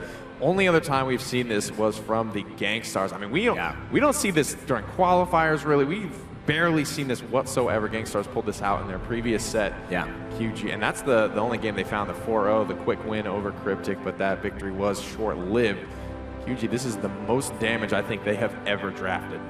But I like how QG's lineups are continually shifting, and they're getting their priorities based on what they know Kanga's not going to take away. At this point, Torvald and Yang aren't going to be taken. They know they don't need to get any of those guys until the last two picks. So this, I think, is really smart. What does DigeDoG play? Have you what have we seen him play other than Drogos and Bomb King? I legitimately can't answer. Grok might be what they go to, but again, this Kanga roster is so versatile. We don't know who's going to be on what. We don't know if QG expected to see the Grok used against them, and perhaps a Totemic Ward to counter out the Bomb King, as well as the Torvald, as well as it allows you to kind of stack and prevent Buck from doing what he wants to do as a flanker. So here are the lineups for the game. It'll be on Frog Isle. Kanga retake the lead in this set, but if Deja Vu strikes again, it will be QG tying it up. This is a best of 7, and so they've got still a lot more competition to be won. Nobody's going to secure the victory, not even Kanga here in the entire set, so QG just trying to even things out as of now. A lot of Paladins left to be played. I don't know whose draft I like better. It's tough to say because I've so few experiences watching QG play. I don't know how they're going to be able to execute these picks, but they continue to answer the question of what else you got? What else can you hit us with? And I think maybe hitting them with something a little bit more than Kanga perhaps expected. The Drogos and the Bomb King is something that seems taboo, right? It's like you don't need that much damage in an area. Both those teams, both those champions bring mobility, they bring vertical height that they can get around, and they also bring the AoE presence. But now they've got both of them. Kanga fighting without anyone. Be interesting to see how they're all really good options with Torvald as well. Amping 40% extra damage against those characters, oh my goodness, they're swinging for easily over 1,000 damage. Kronicx getting that roll shot, cocked and ready, won't land. No frags falling just yet. A lot of awkward angles for Cassie to play on here, but a disengage could be good. QGshasha has the jump up pretty soon. Gonna jump in, 9-10, and there's the bubble. Takes the exaction shot, and first blood goes to Kami from QG. Gets caught in the Grumpy Bomb as well. Has to back up. Joelz is under a lot of pressure. QGuagua straight to the back line. Missed heroic leap there from QGshasha, but the aggression seems to be enough. There's a nice hook up off the mat, trying to get it, but it doesn't look like Torvald will be in the ocean today. He stays alive. Kami actually turns that one around, finds Joshkent. Beautiful fire spit fade away here from Kami, and Kronicx finds a big shot across the map to give a little bit of momentum back to the Australians. Kronicx just continuing to impress game after game. 96% on the objective for QG Craze, and Kanga Esports looking to make a comeback here. Joelz finds himself too. Grumpy Bomb on the point, gonna zone him out just a bit. Pops the emitter shield, stays on the objective because he's not worried about a stun. They've killed everyone on QG. Yeah, not worried about the stun. Wants to keep that objective. We've seen how much difference one tick of that objective point can make. 96%. Speaking of one tick, QG Craze are closing in on the payload if they can find themselves a win in this next team fight. Joshkent with a good zone, but this isn't Ice Mines, ladies and gentlemen. Much shorter. They're going to have an easy time getting back to contest here, but QGshasha goes down thanks to Joelz, and a great hook by Joshkent. Hyper Beam, though. Will they find any? Nothing for their trouble. DigeDoG gets QGuagua on the Grok, and here's the Dragon Punch. Looks like it might convert. No, out of the air. Joshkent remains cool, calm, and collected. Double kill for the tank player here on Kanga Esports. And Kanga seem to have turned things back in their favor. That could be the first payload going the way of the Australians, and it is. Losing Kami mid-flight to Kronicx. As Kanga were aggressing back onto the point, I think that was a big turning point for me. It allowed Joelz to get onto the objective so much easier without the pressure of Drogos in the sky, without the salvos, without the fire spits. It just gave them a lot more uptime than they should have had. Kronicx, again, showing his value for the Kanga Esports squad. Continuing to be aggressive here. No, hits his head on a tree branch. Lazy's out of the tournament, but QGuagua's here to fill his shoes. Still somehow finds so much value out of that. QGshasha gets 3 kills for the trouble. Panga gets another, gives one to the grandfather of the round, Torvald, that is. And 1 minute and 52 seconds left. QG Craze looking good again. Maybe that was a calculated head bounce off the branch. They're gonna think I'm coming over the tree, but really I'm gonna hit my head, come in late. Knowing QGuagua, it was. Everything calculated here. Big stun on the back line from QG Craze. Joshkent first frag to fall. QGshasha undeterred. Heads to the back line. Gets one of the kills for his name, but Kronicx quickly takes him out. I love the trust, though. He didn't try to turn around. He was expecting the Torvald bubble, just didn't get there in time. But that is the type of trust he has in Panga, and that is what has been so successful, this Torvald-Buck combination. When you think of Torvald, you think of that 40% that's added as a result, plus the 2,000 shielding. I mean, that swings duels, and that's all that QG Craze are really looking to have. Torvald saves lives, ladies and gentlemen, and 100% on his ultimate as well. Kanga need to be aware of this, need to be careful. Looks like he's positioned pretty aggressively right now, might be looking for it. Hook's gonna miss from Joshkent.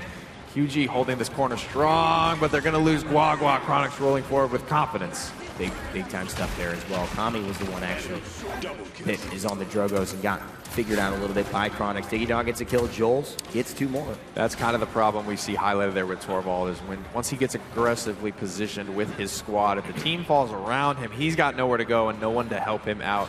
No mobility skill available to that champion, so he falls quickly thereafter. But similar to Varric, once he helps to get his team rooted in a position, it's very difficult to win that fight. And now DigeDoG on the Grok. Ancient Rage by Joshkent. I'm not sure what I don't know. The intention there is just to pull out so much space. He is getting a lot of value from it. No CC immunity, but he gets underneath the Torvald. And now Panga does go down. So QGshasha, Panga get a kill of their own. Joshkent uses the Ancient Rage.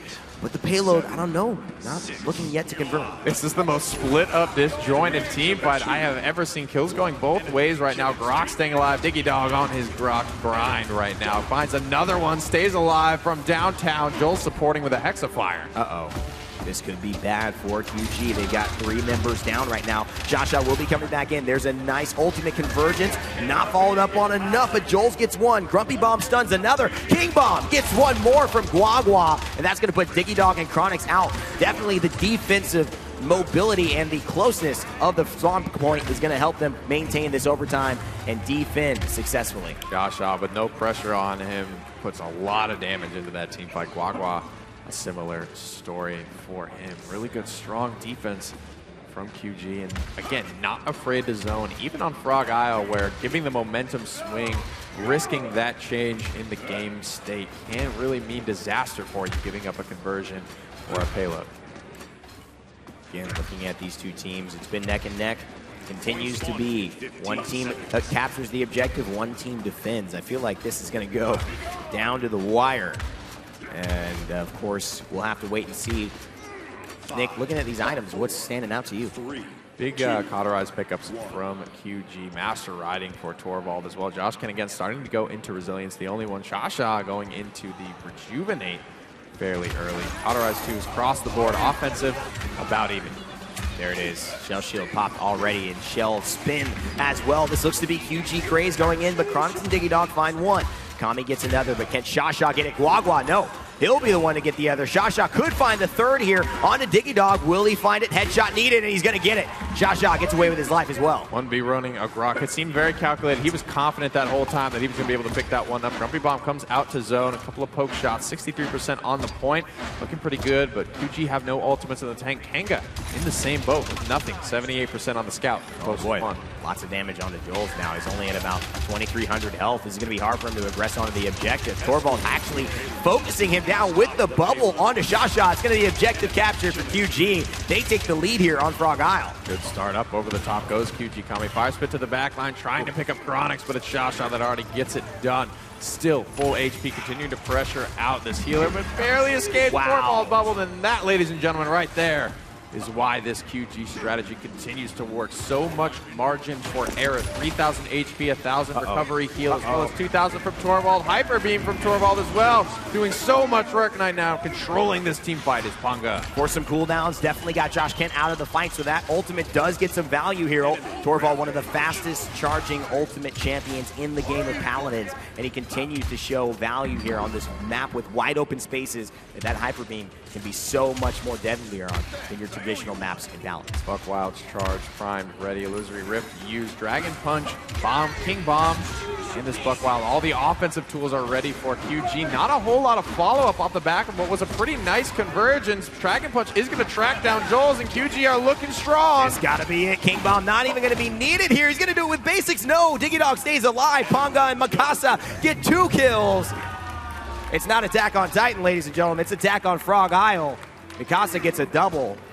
He goes ahead and keeps things clear for QG. First conversion we've seen in a while between these two teams on these maps, fighting tooth and nail for every inch. And a lot of those offensive options, like we said, the King Bomb, the Buck Wild, and the Dragon Punch all came up at the perfect time and connected. On top of the fact that that was a nice convergence from Joshkent, but there was just no follow. Pulled in probably 3 people, and nobody got put under half health. Joshkent's convergences have been fantastic. You mentioned a great point, Nick, but can they consistently find this type of play that Kronicx, that DigeDoG have shown? He's on Grok right now. I mean, he's Bomb King, Drogos. That's a totally different follow-up level. That's a team effort, too. Like we saw yesterday, I can't remember who it was exactly, but they hit a 5-man, I think it was a Rai, hits a 5-man convergence, 4-man even, but there was no follow-up. You know, it's a great convergence, sure, hits a lot of people, but if there's no follow-up, what good is it really? A lot happening in this team fight. Ancient Rage popped out. Everyone's getting really low. Mikasa, wow, really good dimensional link. Gonna stay alive. Oh, gonna fall just as a result of Joelz, who gets a triple kill on the Ruckus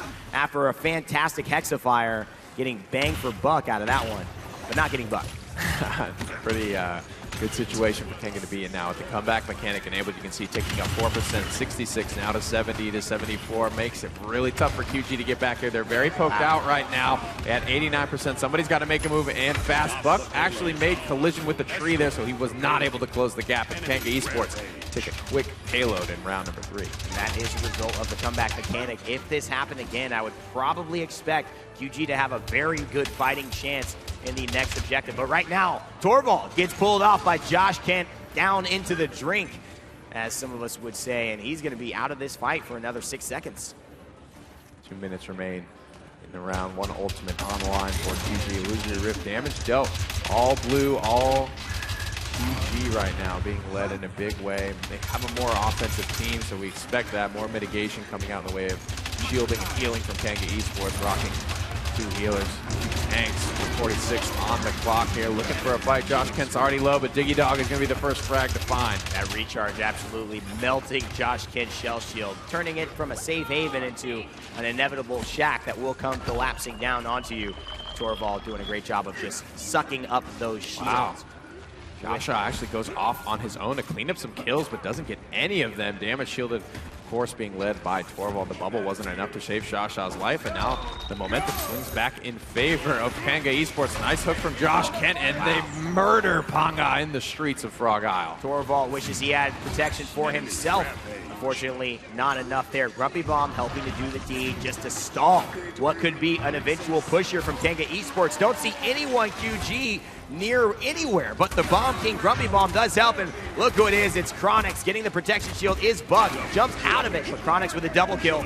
Torvald using the Hyper Beam. Wow, they really want to defend here. They got DigeDoG, but they didn't get Joelz. One more shot from Kronicx could be enough. Here gets another roll shot here. Healer and tank. Hexafire comes out. The Australian onslaught continues, and they find conversion.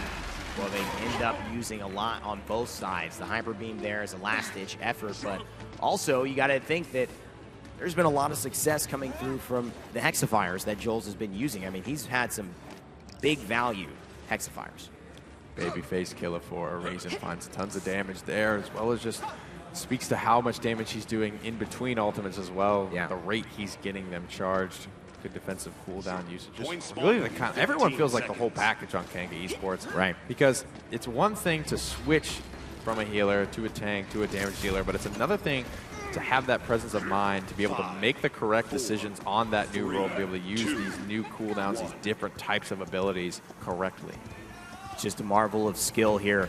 Tactics, patience, sometimes just the right salvo going your way. In that case, Kami hitting no one with it, but the Dragon Punch, hopefully we'll find some more value. Looking to get a target here. Joshkent will go down. That means Craze will be at an advantage immediately in this first objective. It's the last one, so winning here means you win the game. Shasha gets 2. Will he find 3 or no? This looks to be Shasha story here. Kami only gets 1. To find huge momentum. Buck wild headshots for clear over 1,000 damage. 1,400 on to DigeDoG, slaughtering the Grok. Trying to get in here is Joelz just to start the overtime. Hook is available for Joshkent. He's got to use his ultimate just to make it back to the point. Joelz can't do it. 96%, 99%. Joshkent goes down before being able to contest, and Craze have just tied up the series, ladies and gentlemen. Ladies and gentlemen, welcome.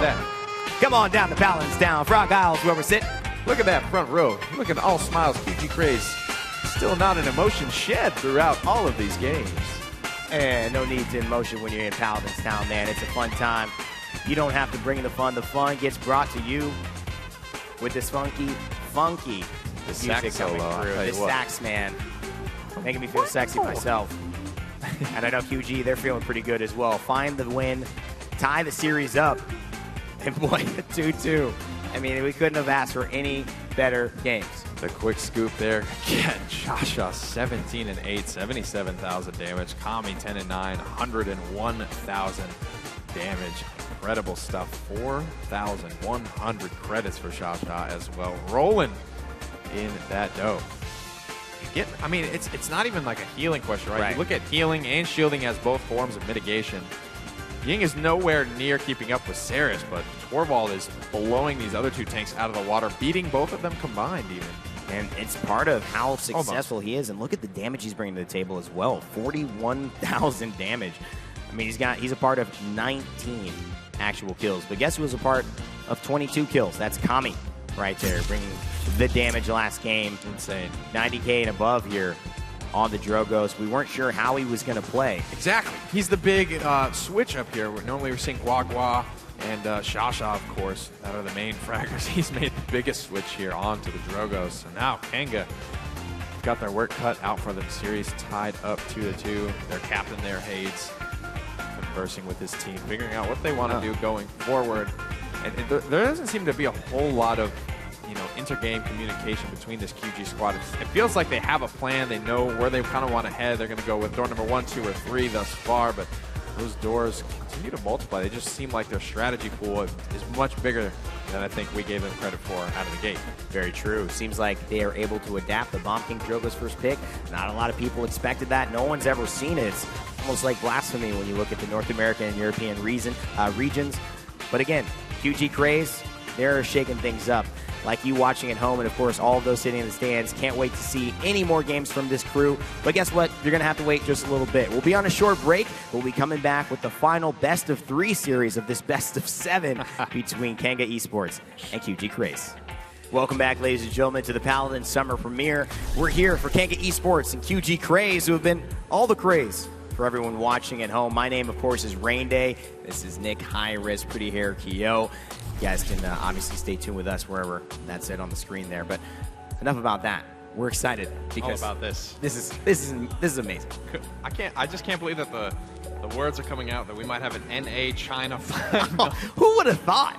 Never before making it close was NA. They've made it as far as the semifinals in all the major lanes, despite their presence. And you know, I think it's worth noting that I believe this is the first time QG have had their full roster. Haven't had as many visa issues as they have in the past, and it's really starting to show. Everyone sort of wrote them off, and you know, for good reason. If you don't have your main roster, it can really put a detriment to what your squad's able to do. But with the full strength, you're right. The People's Republic, I have to tell you what. Well, you know what to me is even the most interesting thing, Nick, is time. It's not necessarily that we've had, you know, QG suddenly just get all their players back, and they were always this good. I think that they've developed. I think that the scene has developed. True. As we can see throughout the world, everyone is getting better and better. The European juggernauts fell to North America, for crying out loud, which is a team that was seeded 4th, never having gone past the semifinals, where it's been all Europe finals over the last 3 major lands. So what we're seeing here is the development of not only, I think, new rosters, new players, more synergy, but just developing better habits as a Paladins player coming into this land. And it's kind of the cycle of competition, right? Where Europe can only win for so long before they're forced to figure something else out.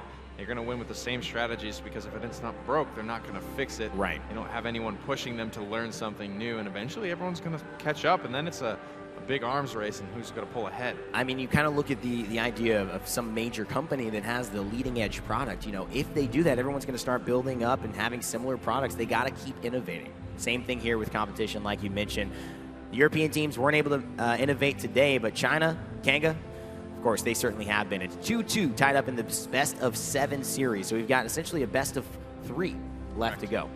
So Bright Marsh is the map selection. Haven't seen this yet for either Kanga or for QG, and the big thing here is Inara. Yeah. Neither of these teams have really played her much. That, to me, is going to be the question. We talked about Haydz earlier, willing to play Inara on Frozen Guard. He said he likes her on certain maps. I would bet that this is one of the maps that they would favor the Stone Ward. Absolutely. Her wall is more relevant on this map than any other map. You know, there's a couple of niche choke points on like Frozen Guard or on Ice Mines, but at any point, similar to how Torvald is a threat at all times on Frog Isle, Inara can be a threat at all times on Bright Marsh. Champion draft looks about ready. 2-2, all tied up. Here we go, ladies and gents. Kanga versus QG, Australians with the first pick. Will they take the Drogas or the Bomb King? I expect one of those two, and it will be. Now QG have a chance to respond. They'll most likely draft a Buck in tandem with a front line. Will it be Makoa? Will it be Ruckus? It will be Cassie. Ooh. And that is a great pickup, taking it away from Kronicx in my eyes. Absolutely. So wow. They're going to force him somewhere different. That's a big momentum shift. The players just went on break. They're getting out of their rhythm, and now he has to play something completely different. Makoa is locked in, probably for Joshkent. He's been the primary Makoa player for this squad thus far. Ruckus locked in alongside Ball back in QG's court. No tanks online yet, no healers online yet. And I think that's the conversation. Josh turns his head. I think that's the, so what do you want to play, Kronicx? Because they took away Cassie. You're kind of helping us out here. They get the Ying and the Torvald, and we'll see what Kanga end up deciding.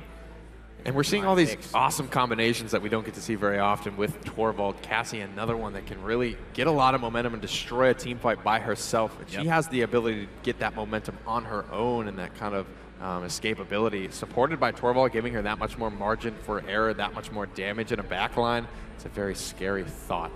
One of the benefits of Kanga's lineup right now is they're all so tanky. Grok coming in as a relatively tanky champion as well, and there's definitely some health on the side of QG. These champions have decent uptimes, all of them. But the thing is, they've taken away the Cassie from Kronicx, which was a game changer. He was getting 4 kills by himself, staying alive, using the lifesteal. That cannot happen with any of these champions here. And I want to say, maybe they'll put him on Ceres? If he's on the Ashe, if he's on the Ceres, they just don't have the same game-changing potential, 1v3, 1v4 potential that they had. I think it's going to be Ceres, and frankly, I like Kanga's draft better on Bright Marsh. I don't think Buck is going to be very effective. I don't think this lineup from QG is going to be very effective against Kanga. They don't go for the Jorogos here, which could have punished the triple tank. They go for the Grok instead, and they're just going to try and outstack Kanga on the point, it looks like. But I just don't see that happening with a Buck and a Cassie. The staying power and the head space for Buck to move around is just not there. Well, let's think about it, Nick. You've got the recharge from Torvald, which we don't talk about a lot, but taking away a lot of Ruckus's staying power, a lot of Makoa's staying power. The other aspect of this is the Totemic Ward Grok coming in to immune not only the Ashe CC, the Bomb King CC, the Ceres Convergence, the Makoa hook won't go through if they're standing in that Totemic Ward. There's a lot to play here, and I think it is going to be more of a chess match than anything. It's always a difficult decision, right? Because against a stack, Totemic Ward can be pretty good, but Maelstrom is also that much better as well because it's so easy to confirm. Kanga first on the point, and it's just that simple. Big time Kanga Esports. DigeDoG gets 2 for his trouble. Haydz looking to 1v1 here, and hold that thought. I was saying Ashe couldn't 1v1. Well, look at this. Trying to get over 3 members there. Push back is all of QG Craze, just losing 2 members so quickly in that first game. 30% already gained for Kanga Esports, 55% on this QGshasha. Haven't seen him play Cassie yet. 2 more frags the way of Kanga. This comp looking invincible right now, but this is what we expect at least for the early game. QG have to hang on and cannot get snowballed. Joelz again playing big time with the Ruckus, but getting some great flick shots off. If that's anything, any kind of exposure of what QGshasha can do on the Cassie, it's going to be hard to figure out. This fight was kind of lost from the beginning, Nick, because of those 2 quick early kills off of Joshkent's Makoa hook. That was easy for them. QG never made their way into the point room to try and contest this. When Wreckers come online, Torvald's not going to be as relevant, but the same can be said for a lot of Kanga's lineup. They rely on their tankiness and staying power through both Ceres and through their shielding. Kasa finds one of the first frags for QGshasha. actually now on Buck, and big frags coming through for QG all at once. Haydz able to answer onto one, body block out of his shoulder charge, and will fall quickly thereafter. Kami gets the last one, as you mentioned, and 99% with the spray. Now 100% as that 1% passively ticks up on the ultimate charge for everybody in Paladins on the Tempest, which we've seen used to great effect in the last Ice Mines match, which almost went their way. 6th streak for him, and as they continue to push, it's Kanga with the pressure on them. So it is Maelstrom Grok here. Okay. A lot of good, easy targets for him to hit. Yeah. He's going to be cranking out a lot of damage as if he hasn't been all series long with the character. Minute 23 seconds remain. Payload about 40% of the way here. Big ultimates on the line. Big wombo combo potential for Kanga Esports. Convergence into King Bomb or Exafire. Take your pick. Mikasa gets 1 down, and that's DigeDoG, who ends up slaying her, bringing her back to base. And so one of the healers not gone. There's a convergence, though. How many will it get? Enough. Joelz finds one onto QGshasha and Kanga.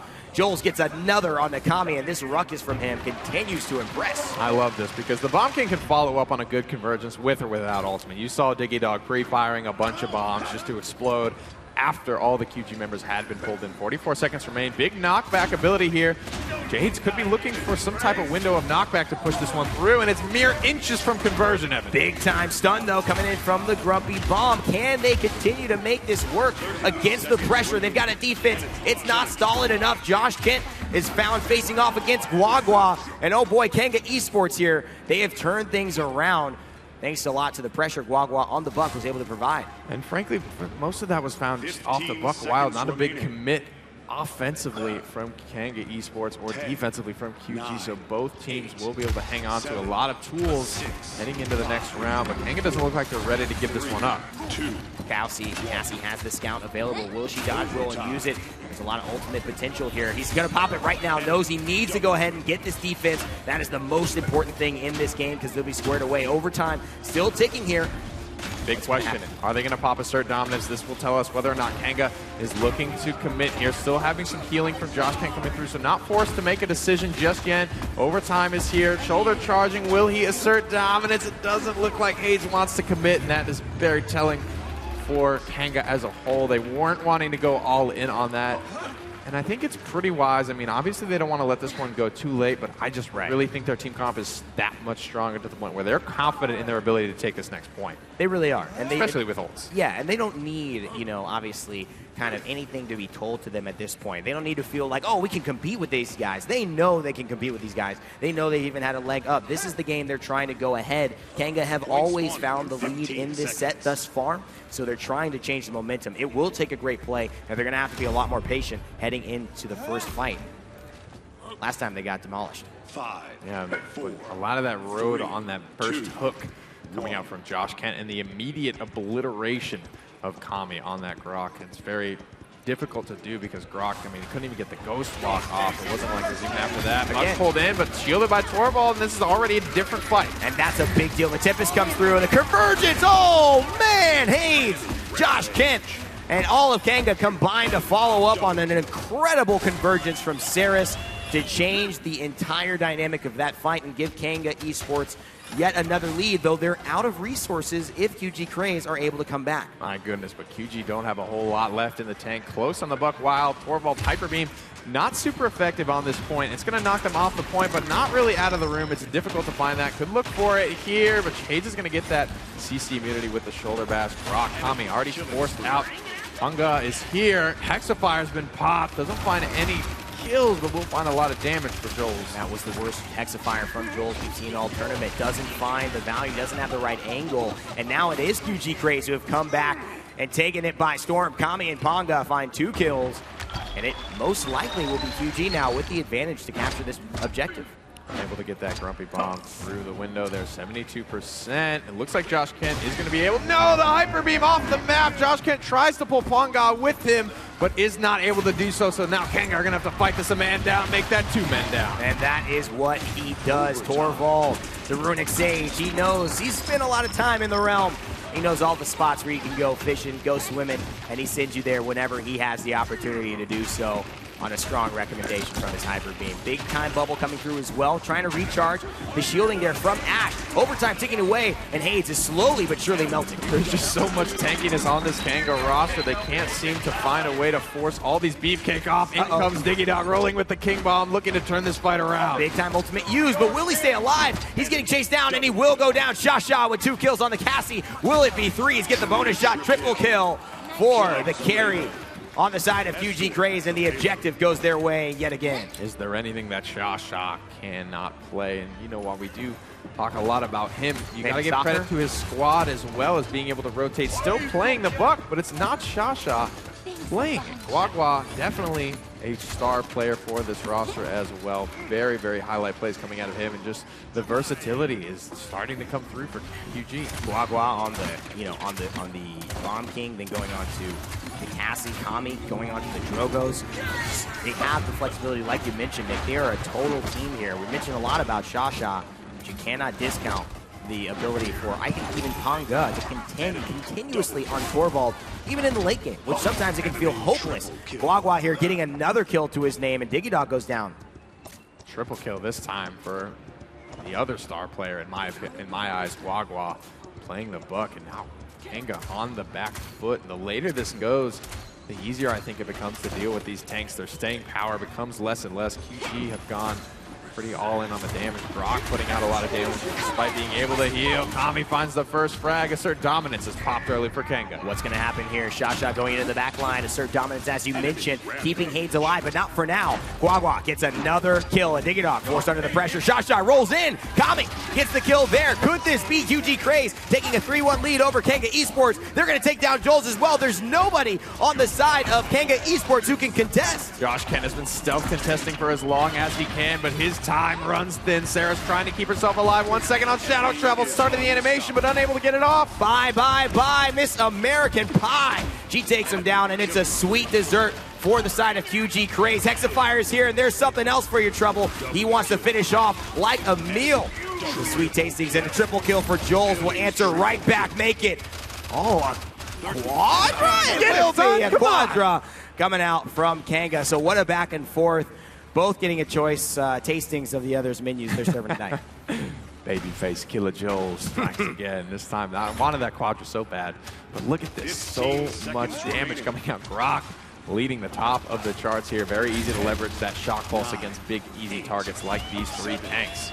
6 seconds left to contest. The defense is still strong enough. Kanga Esports holding on to dear life. But look at that Tempest. It's going to keep Kami alive. He's going to go down thanks to Haydz, but QGuagua gets a kill. Haydz finds one on a QGshasha, but he's using the battering ram legendary to stay alive just momentarily. And that's going to end quite quickly. QGuagua, QG Craze find Kanga Esports without any chance to succeed here. He buys a lot of time. Shadow Trapper from Joshkent. Big convergence from him as well. The follow-up is good. Spamming that dimensional link, trying to stay alive, trying to stay relevant in this fight. But 4 for 1, 5 for 1. Kanga Esports hold on and go 2 for 2. And despite losing every member of their team against all odds, they come back from the base and are able to contest and buy enough time with it's Haydz. a huge play from Joshkent, being able to stealth hold that for as long as he did. Big stun as well from DigeDoG that sets up Joelz. This is a unit. Kanga Esports are a machine.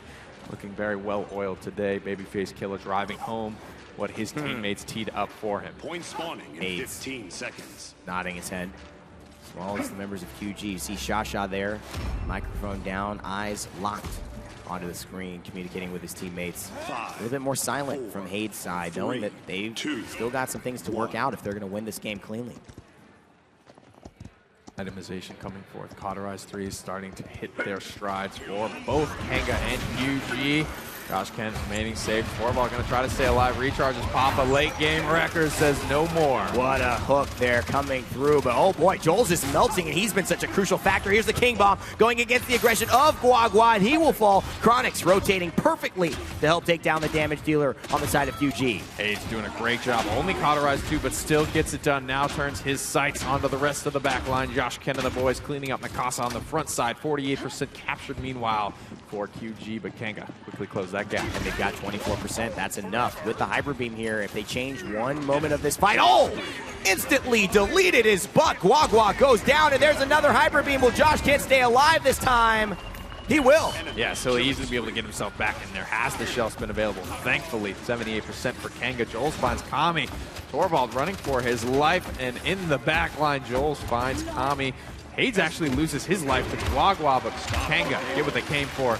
Take away that payload. What I don't mind about the playstyle of QG is Kanga is able to just drop back. He knows they've lost that point fight after the Hyper Beam doesn't get Josh off, and he's okay. Whoa. They don't feel like they're losing their composure here, and in fact, the defense has just turned it up another notch. And it wouldn't be the first 3-3 game that on the 4th point fight, QG Craze took the lead. Big convergence from Kronicx, but not a lot of follow-up there. DigeDoG had already died. Joshkent died, but took one with him. 2 minutes remain. Payload with a long way to go. Haydz looking for an angle in here. QG actually giving up a fair amount of ground thus far to Kanga Esports. Kind of make their way forward. They're attacking onto fronts. QG are going to have to adjust quickly. I'm loving the way that Joelz is playing this aerial assault ruckus. We see Vidy kind of become one of the master, I think, premier players to use this in the beginning, and now it's just translated across all regions. That up play style and just getting the headshots, staying in the air, very difficult to track. And now Haydz jumps down and perfect assert dominance. Only has about 200 health to his name, but that's all he needs. Quickly adjusting to this fight. DigeDoG finds one. Is low HP, going to get topped off in the backside by Kronicx. King Bomb is available. A couple of low targets for him. If he chooses to go in on this, he needs the support from his squad, though. Ancient Rage was used, Assert Dominance was used, Hexafire was used. Not a whole lot of ground gain for it. First frag of this fight goes to QG. This is important. DigeDoG contributing so much damage here, but QGshasha has spotted him out, and he's got no movement skill. Oh, that's QGuagua and QGshasha. That is not a combination I want to see anytime when I'm in the realm. They've defended now, but Nick, they're defending for their life. If they lose this, they go down 3-2 in this best-of-7 set. They're facing elimination. A lot of this team fight is going to ride on DigeDoG's damage, and QGuagua and QGshasha have been very good at kind of being that rolling death squad, looking for DigeDoG, realizing he's the key that a lot of this fight hinges on. Putting good pressure on right now is Haydz. Looking to kick things off. 30 seconds left, Evan. This could be the final fight of the round. Great stuff from DigeDoG. Gets Kanga out of the equation, but Joelz dies, and that's a lot of damage. Here's the Tempest coming through, and the Convergence coming through, healing him up again, but completely eliminated. The Grumpy Bomb as well. QGuagua finds a kill onto Joshkent. Haydz gets a double kill with the shoulder bash, and Kanga Esports, they want to finish this off. Hyper Beam buying them some maybe much-needed time. Now Recharge is going to try and buy a little bit more, but Joelz frag. Kanga gets the window they need. drive it home for the final time, go up 3-2 in the set. Now have the chance to put this series away and find themselves in the finals where Team Cryptic awaits. You know, Kanga are looking dominant, especially on Bright March there. That last round just seemed all them, especially the way they defended against QG's push, which could have made it a 3-1 game. Haydz knows they narrowly escaped that one, and now facing a chance to have a little bit of that smack talk they've been having between North America and OCE come to fruition and actually have some stats to back up who is the better region. I have to see still work left yet for them in this set. I really like their composition better for Bright March. While they didn't top the damage charts, we didn't expect them to. Where they did succeed was objective time, being able to push these payloads into where they needed to go. You don't need kills to win a game of Paladins. We did see Haydz have a positive KDA, which is not something we typically see in this high level for Ash. Definitely not at least 13 kills, which is a high number. We thought Kronicx losing out on the Cassie was not going to have the same gameplay making potential, but Haydz takes the Ash and fills those shoes just as well. Key assert dominance is from him staying alive when he needed to. I mean, how much time did he buy right at the end of that one game? Didn't end up using his assert dominance, but his follow-up onto that final convergence prevented a lot of the healing coming through from Grok's Tempest, as he was just barely able to make his way to that cauterized 3 before all that pulling in happened. What's exciting is looking at the way that Joshkent was able to use his convergences again and again to set up these tremendous plays from his teammates. Reminds me of QCuagua before, where I would much rather see QCuagua on Moldamba, and of course Saris now being played by Joshkent at an even higher level. I'm just surprised to maybe even see him continuing to be able to get on that champion. I know QG Craze don't want to adapt. Everyone's been adapting to them, but maybe now's the time. And Kanga's a tough roster to adapt to, right? Because they got so many people that can play so many things. We've seen Joelz go from Victor to Ruckus. We've seen Joshkent playing Makoa most of the day, going to Saris as well. Kronicx, when he gets his Cassie taken away, playing Saris in that last game, it's pretty impressive to see just the raw flexibility of this roster. You can't catch them off guard. And to me, that was also what's interesting and the biggest strength of QG. They've got QGshasha switching onto the Cassie. Has a good game, 90,000 damage brought to the table. Goes 12-12, doesn't quite have the same KDA as last game. But QGuagua picks up the buck, haven't played him at all this tournament that we've seen. That's been all QGshasha's champion. And he goes 24-12, still has a monster performance. Everybody on both of these teams is about as flexible as can be. So now, almost match point. Well, finally, the first match point for Kanga Esports. They're going to take it to Jaguar Falls. Bucks a little bit better on this map. I don't expect QG to switch up too much in their strategy. Torvald, Bucks still what they'll probably look at. Kanga Esports can kind of do the same thing. I think Triple Tank might be a little bit much for them. We'll have to see what they look for. The truth is, QG have always come back and won this game. It's been a tale of Kanga goes up and QG, they follow right back. Who's going to get the knockout punch? Will it be Kanga this time, or will QG be able to keep themselves alive with a left hook and maybe save an uppercut for the finale? They've been trading wins the whole series. Torvald especially strong on this one as well. We've seen some serious highlight plays come off the back of hyper beams, saving points. Torvald, it's one of the rare instances where he can kind of win fights on his own. Frog Isle, he can do it here and there, but Jaguar Falls really packs everyone together and allows that type of punish to happen. Going into Jaguar Falls, do you anticipate, looking at the draft, it's been so consistent from QG, do you think in this next draft we're going to see some variance? And if we do see some variance, where would you expect it to be? I don't think we'll see much because they realize their backs are against the wall now. This is their map selection. I think they're trying to put themselves on a map where they can succeed with the strategy they are most comfortable with. Bomb King, first pick, as always, for QG when they have that solo first pick. Kanga, I doubt they're going to take away the buck. I expect Ruckus Makoa here to try and keep that buck on a leash. A little bit of a high mumsy from Joshkent. And you can see there the way that Bomb King has been played. I believe DigeDoG on the Bomb King last game. Correct. So the Bomb King has continued to win every single game for these teams. I really like where QG is headed here. We saw this draft in, I believe, game number 3. We talked a little bit about its rarity being that double blaster combination. They know Kanga is probably going to go tank heavy on Jaguar Falls. They picked up 2. I don't expect them to pick up any more given the amount of AoE blaster pressure on this QG lineup. You see how much Kanga are just kind of prioritizing the Saris as well. They're going to have the last pick. So again, picked up with Cassie. And then it is Ying, Torvald rounding things out from the lineup of QG. Buck, Drogos, and Bomb King will be there to assist in the damage compartment. And Inara will be picked up to change things up a little bit. Haydz kind of flexing on the Ashe, the Inara now in both these matches. So with in the face of double blaster, they still go for the 3 tank. A little bit surprising to me. We'll have to see how it pays off. It's a good tank to take against Torvald. There's not a whole lot of shielding for Torvald to consume off. Ruckus' shield only has about 3,000 HP. Makoa's shield isn't super defensively used often. If he's having to pop his shield to get away from a Torvald, he's probably dead already. So I think Joshkent is going to be smart enough to make the decision to not pop it at all and just not feed that recharge to Torvald. Unless, of course, he knows it's down. And the seismic crash coming through with Inara, going to bring another layer of CC. May see Resilience make a bigger impact, as we have seen in previous games. Going into this next match, Kanga, they have a chance to move on to the finals and face the North American team, Team Cryptic, who have found themselves #1 on the left side of the bracket. But QG, they are fighting for their lives. They've got the entire China being represented here. And on Jaguar Falls, they come to a head. Tight knit. They're going to have to use every bit of this composition to break this Kanga lineup with a lot of tankiness and a lot of healing from this Ceres. Kronicx back on Cassie. Maybe he can steal away the game as he did on Ice Mines, heading off for the first point fight. Kronicx on the left-hand side, just scouting out, sees Torvald. One big shot, flash on into several members now. 1960 health all to his name, but first blood goes to QGuagua. They're going to have to back off here. QG getting a little bit of an early advantage in this point fight. No frags yet there. They start to fall. Kronicx gets one across the way. Double kill for him. Could make it a triple. This could turn into a quadra if he lands that roll shot. It's going to miss. He's going to get stunned out. So he will lose that kill onto Torvald. Both these other members of QG here in the back line will get healed up to full as well, but 57% for the point already in favor of Kanga Esports. Very good damage, recharging as well, trying to keep the shield up. They'll stop focusing on him as he throws a protection onto Buck, and that will mean everything for QGshasha. Able to stay alive for just a moment longer, but it's not enough. 93% on the objective, but it's allowed Panga and QG to at least step onto the point. Joelz here, very healthy, firing away. Looks like it will be Kanga Esports who come freely capturing this objective.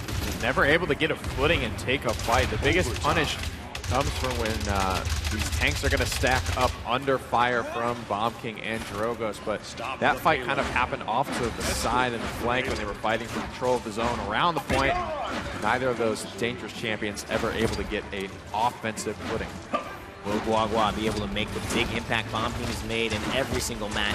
QG Craze has been excellent in defenses going towards the latter sets that they played against Kanga. But here's a convergence. These have been excellent as well. Joshkent again sets up 2 kills from a great ultimate from Ceres. Can hopefully make it more here. Kronicx needs some healing before he's going to be able to do any more work. And the name of the game here is QG just can't afford to get snowballed on. These tanks will start to fall off later into the game as the Cauterize comes online as well. Yes. Preventing Joshkent from doing what he does. But not only does it prevent him from healing his tanks, but it really slows down the rate that he can charge up his ultimates and hit these cash money conversions. And the most important thing is that resilience, it will help with that post-hit delay if they decide to go for that. The post-hit stun apply to conversions. But also, the hyper hit could be big here if the resilience is picked up on the side of Kanga. It will find Kronicx, so Panga gets a little bit first trouble and opens up space. The distraction that created allow QGuagua to go off here, maybe find 3. He's going to find 2, and QGshasha will get 2 of his own. Kanga getting handled in that team fight. Ultimates used for QG were pretty minimal there. A Hyper Beam and an Illusory Rip, where Kanga are committing to the Hexafire as well as the Scout. So a minute remains. This payload is pretty close to conversions. Kanga are in a decent spot right now. Gotta say, if you're watching at home or you're here in the stands, one of the most exciting sets we've been privy to in the Paladins Esports history here. One of the most exciting tournaments, probably the most exciting and interesting. Easily. Here in Valencia. A big-time shot there from Kronicx. That's something exciting Drogos didn't want to see. And continuing to show and impress on the Cassie is Kronicx. Doesn't get punished from that grumpy bump stun either. Finds 1 frag. QGuagua goes down as well. A lot of damage off the board. Drogos, the sole damage dealer left for this QG squad. How much can he get done? There's convergence that comes out as well. 4 for nothing. Drogos just forced to sit and watch. This will probably be a conversion. They've got to get their front line out there. Maybe Buck to just distract and then jump back out, buying a little bit more time for Panga to be there. But it's a push successful. Kronicx maybe will fall here. Going to roll out just in time. No kills gotten for QG, and it will turn into a 2-0 lead. Nick, you mentioned the snowball quality of this lineup. this is exactly what QG don't need. Exactly. Later game itemizations are going to favor QG with wreckers and cauterizes and resilience, even things of that nature. But with the rate at which Kanga are winning this game, I don't know if they're going to be able to come online. A big question mark is clearly Kanga are going to have the amount of credits they need to get their cauterizes and their wreckers to level 2, but QG may not have bought enough time on the defense to be able to afford those things. 5. DigeDoG, 3. a lot of pressure on him right now. 1. Especially a lot of pressure on a Kanga, the solo frontliner. It's not something we see often. They did. Paladins Esports, but wow. They did get those CAW2s online. Big thing to note for QG. They are still in this game. And it's important to remember that these two teams have been neck and neck the entire battle. If they don't get a lot on this convergence, which they only get Mikasa, it could be a more interesting matchup. Kanga does go down as a result, so Joshkent again finding value, but he loses his life. Trying to stay alive. Buck up onto the high ground. Kami finds one. QGuagua finds one. Wow. QGshasha somehow still alive on his Buck. He escaped with very minimal HP. One more rocket from either of these characters. Gonna do the trick. Joelz looks like he's gonna be able to make his way in here, but he's Haydz gets the frag and the shield from Torvald. Stays alive and a little flavor spray from my main man Kami. Ladies and gentlemen, all you got to do is get to level 17 apparently, and you can do things like that. QGkami flexing and QG Craze getting a point and an objective to their name after not defending at all in the first round. They go ahead and tie, well, have the potential to tie things up here. There it is, that comeback mechanic helping them out greatly. That one team fight is all they needed. DigeDoG answering back, playing Ruckus, Kronicx on Cassie. An interesting lineup here, but it seems to be working out all right for Kanga Esports. Nice stun off the Grumpy Bomb. QGuagua picks up an easy frag and retreats to his team, looking to make an offensive push happen. What a play by Kami. Stay alive on that one. Get the kill onto Inara. Into Nara too. Pretty tough to bring her down. Pretty fantastic. Had to direct shot that one, and then of course Kanga gives him the Torvald shield about a half a second later. Probably would have kept him alive as a result. Just impressive communication coming through by QG. Bomb King gets the stun. Joelz looking in trouble. Will he go down? Not quite yet. Joelz actually getting a kill on Kanga. Big convergence and a lot of follow-up here coming from QGuagua. 2 kills already going the way of QG. Minute 30 remaining, trying to put this team fight away. Another one going the way of QGkami. Picks up DigeDoG. I like this Grumpy Bomb. It just means you cannot go any farther back towards your team. You have to go towards our base, which again is going to give us the advantage in finishing off the Inara. A zoning Grumpy that, of course, in OB54, if you take an accelerant, will explode a lot faster. So those types of plays are going to be crucial for Bomb King players. 1 minute remains in this round. Kanga Esports sitting on just a Hexafire. Seismic Crash does come up. Right as I say that, though. Dragon Punch, Buck Wild, both available for QG.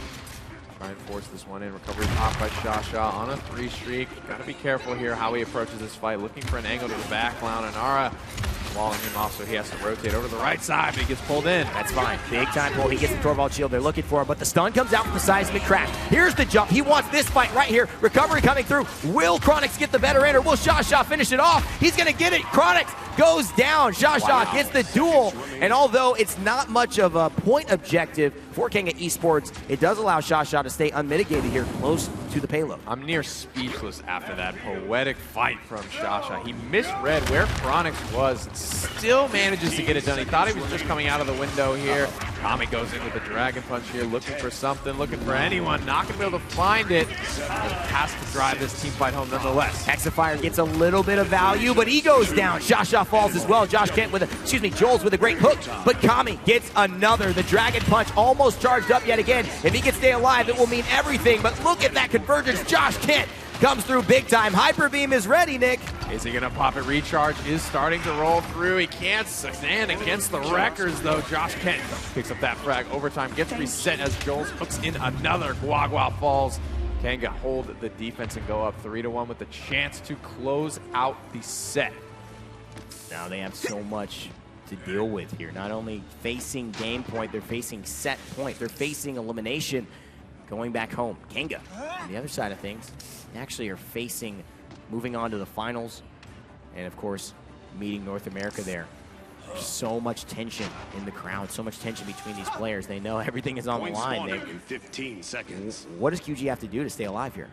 have to try and use these later game itemizations here. Hopefully we see some caught threes come through, some wrecker threes.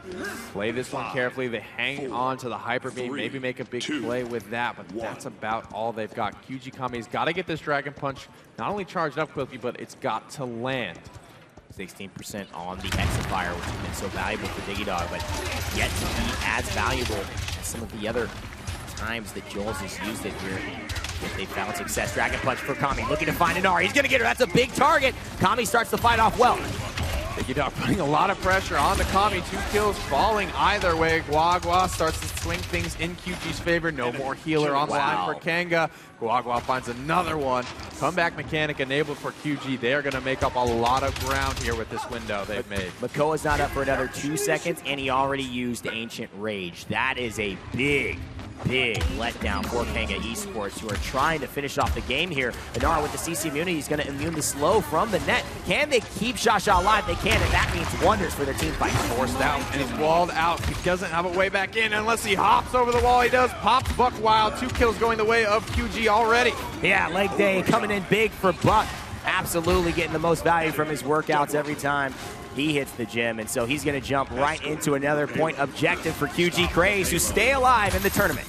All ultimates now down for them. They don't have a lot to push with here, but they get what they wanted. The payload now setting off with their sights set on conversion here, looking to tie up this game. If they don't, they will still maintain a lesser form of the comeback mechanic. Every other tick will be worth 4% as opposed to 3. Already sitting in a good spot at 30% of the way with the payload push. With such evenly matched teams over the course of this entire set, it seems difficult. Knowing the Torvald bubbles there, takes a very aggressive spot, and actually this pathing may end up killing him. He got a little bit too aggressive. Kronicx is low, but you can't count Cassie out. He has so much mobility, especially when he's landing these roll shots. I think QGshasha getting a little bit baited there, but Kronicx staying cool, staying collected, continuing to land those incitement resets and roll away from the fight. Goes down to Mikasa, though, getting a little bit too aggressive himself.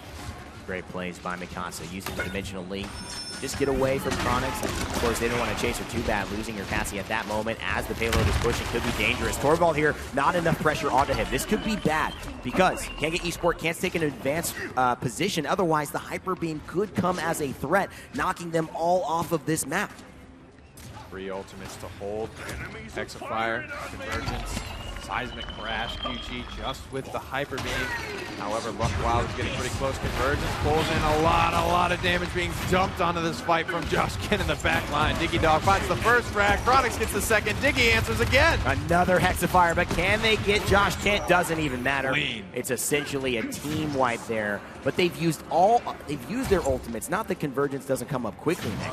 But now they've got 40 seconds left. QG Craze will be back. He's already back to over 50%. So much damage found in that fight, as well as healed up all 3 of his tanks from about half to full. So plenty of ultimate charge at Joshkent's disposal. And I just don't think QG are going to be ready for another Convergence. They're going to probably take this fight as if it's down. And I think it should be down unless something incredible happens right here. They have to take a quick fight. As you mentioned, 73% still ticking away. 15 seconds left contesting. QGpangge staying alive. They get the kill on the Kronicx. Kami gets one on the Joelz. This is a good start. QGshasha gets QGuagua falls down to Haydz. 6 seconds remain. Ultimates here for Kanga Esports. Seismic Crash will come through, stunning out a couple, trying to stay alive. But Mikasa gets that frag. Joshkent is the last one here left standing. But that could be enough. We've seen it before. These incredible delays and incredible defenses coming through from Kanga Esports. It's going to happen yet again, it looks like, as only QGuagua is here with a Grumpy Bomb to his name and a Poppy Bomb and a hook for his trouble. QG Craze will not be able to push yet again, and Kanga Esports will find the defense. Doesn't miss any of those shots there. Joelz with very pinpoint accuracy on his Makoa. A couple of key ultimates now online for both QG and for Kanga. It'll be interesting to see. Like we mentioned, a lesser form of the comeback mechanic will be in play this round for QG.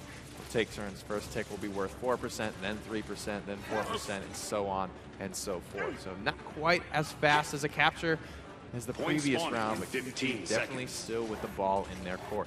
DigeDoG feeling the pressure. He knows at any point in time, if they don't make one right move, one ultimate goes the wrong way. If his Hexifier doesn't kills 1 and not 2, it could have easily been tied and maybe facing a game 7 here in this best of 7 semifinals.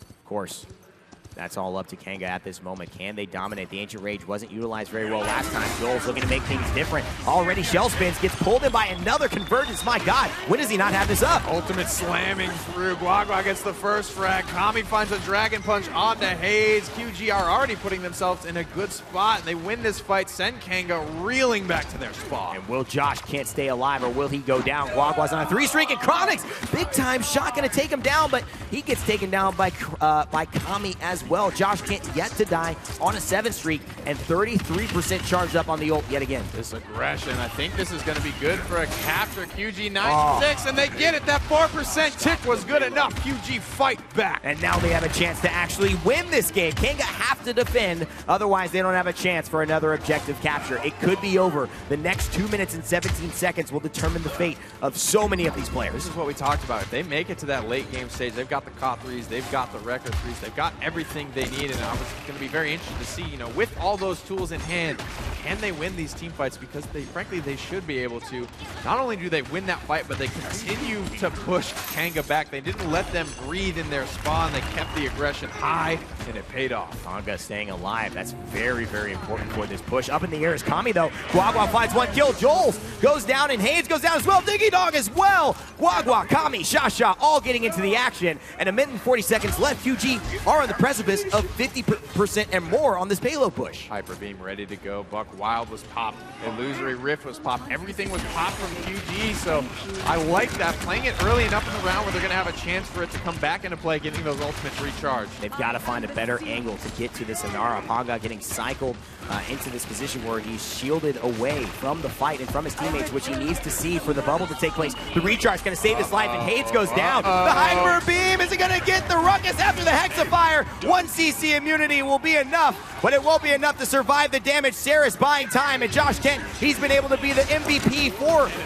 Kanga Esports thus far, but will it happen here? Will he push? Inara, the tankiest champion in challenge, trying to hang on for Kanga Esports. They're looking for the win. Goes down to Drogoz. Ancient Rage is popped. Is it enough? Kami on a 5 streak, looking to finish off Joelz, making a 6 streak. Will it be 7? Dragon Punch charge into the air. Double kill for the Dragon. Kami going off in QG Craze after they finish off Joshkent here. May find themselves. No, Inara. We've seen it before. We'll see it again. Saris maintains control of the objective. Inara trying to buy enough time. Triple tank coming through. Isn't enough. Seismic craft. King Bomb! King Bomb comes through, and the Bomb King maintains control of the realm. QG force a game 7. QG looking excited for the first time in this series. They are pumped. They are ready. They are hungry for this win, and they will continue to fight until the last moment. Kanga looking a little bit defeated. And I cannot believe how well Josh has maintained being able to extend the timer on those payloads farther than they should be. Inara comes through as well with the wall and just adds so much value. Haydz and him working together like clockwork, but it's still not enough for how determined and how excellent we saw QG Craze perform. These numbers from QGuagua, 157,000. Kami, 160,000, 20 and 10, 21 and 10. Massive slash lines, incredible KDs, huge credit scores. This is important because they needed to get to those late game itemizations fast enough. We talked about if QG can just hang on, push this as far as it will go, they have a good chance at defeating this triple tank composition. You and me are hanging by, you know, a thread as each winding road of play here takes us a different direction. QG down and out, seemingly, and finding a moment of brilliance to survive and tie things up. And it's partly due to this man, QGuagua, on the Accelerant Bomb King, 157,000 damage to his name. My goodness, he showed up today. I can't believe it. We're all tied up in the semifinals. This tournament just gets so close. Better and better. For as many of these series as you can get in Dreamhack Valencia, Summer Premiere has served up plenty. Kanga, not expecting this one to go the distance, I don't think. How composed can they stay? Do they have any strategies left to defeat the Chinese? Where will they take game 7? Kanga looking for the knockout punch. These teams have been trading wins every single time. What's going to be the break point for either of them? Break point? I don't know, Nick, but what is seeming to be the trend is that Bomb King has won every single matchup in this game, in this set. So as the best of 7, only one team can finish off with them. It should be Kanga if they decide to go for it. Will they take the first pick? Will they take the second two? If they take the second two, they may lose out on Bomb King. They take the first pick, obviously they may not get their choice of tank. That's a brilliant point. Been very important. The Ruckus, you know, the Mako, those have been key to their strategies lately. They've been giving up first pick almost every time when they have the option to. I think QG's not as one trick as that they're expecting. I think maybe going to the Buck a little bit earlier and the Bomb King every single time, like you mentioned. DigeDoG is such a phenom of a Bomb King player. Why not take it first for yourselves? You haven't failed with it yet. That's true. Ladies and gentlemen, game 7. Where will we head in this pool? Fish Market. Oh boy. It all comes down to all that's left. Pescado. It's all that's left. that's really all that's left. He's you know being who's serious. Good here? Huh. Buck. Buck has definitely been to Fish Market, and he's definitely had some success in his past games. Will he continue to? Will Kanga do the unthinkable and take Buck away from QG? Bomb is just as good, man. You can't. I don't know if Kanga can afford to give it up. It's not that it's just as good. It's just on QG, Buck is dominant, and they have not had to play a game without him. All right. I'm thinking Bomb King, though. Well, they have. They played one game. Look, they do take the first pick. Kanga. Wow. Swapped their strategy here. What will they go to first? Evan and I think it should be the king, and it is. Well, he has maintained control over the realm, a perfect 6 out of 6.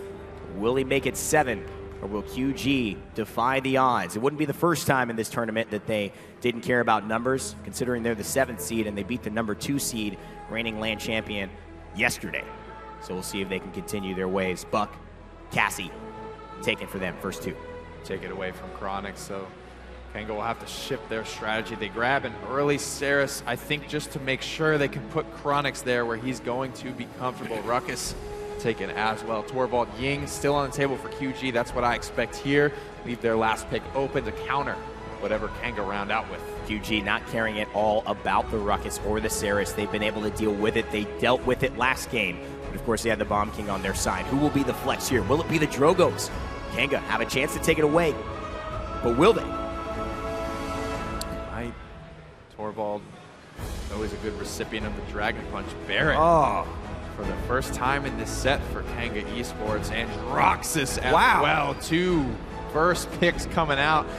Never before seen in this set. Kanga with their backs now against the wall as well. Both teams on set. Wow. And a victor is the answer from QG. All kinds of pocket picks coming out of the woodwork. Okay, so how about 40% damage on a Victor assault rifle? You like that one?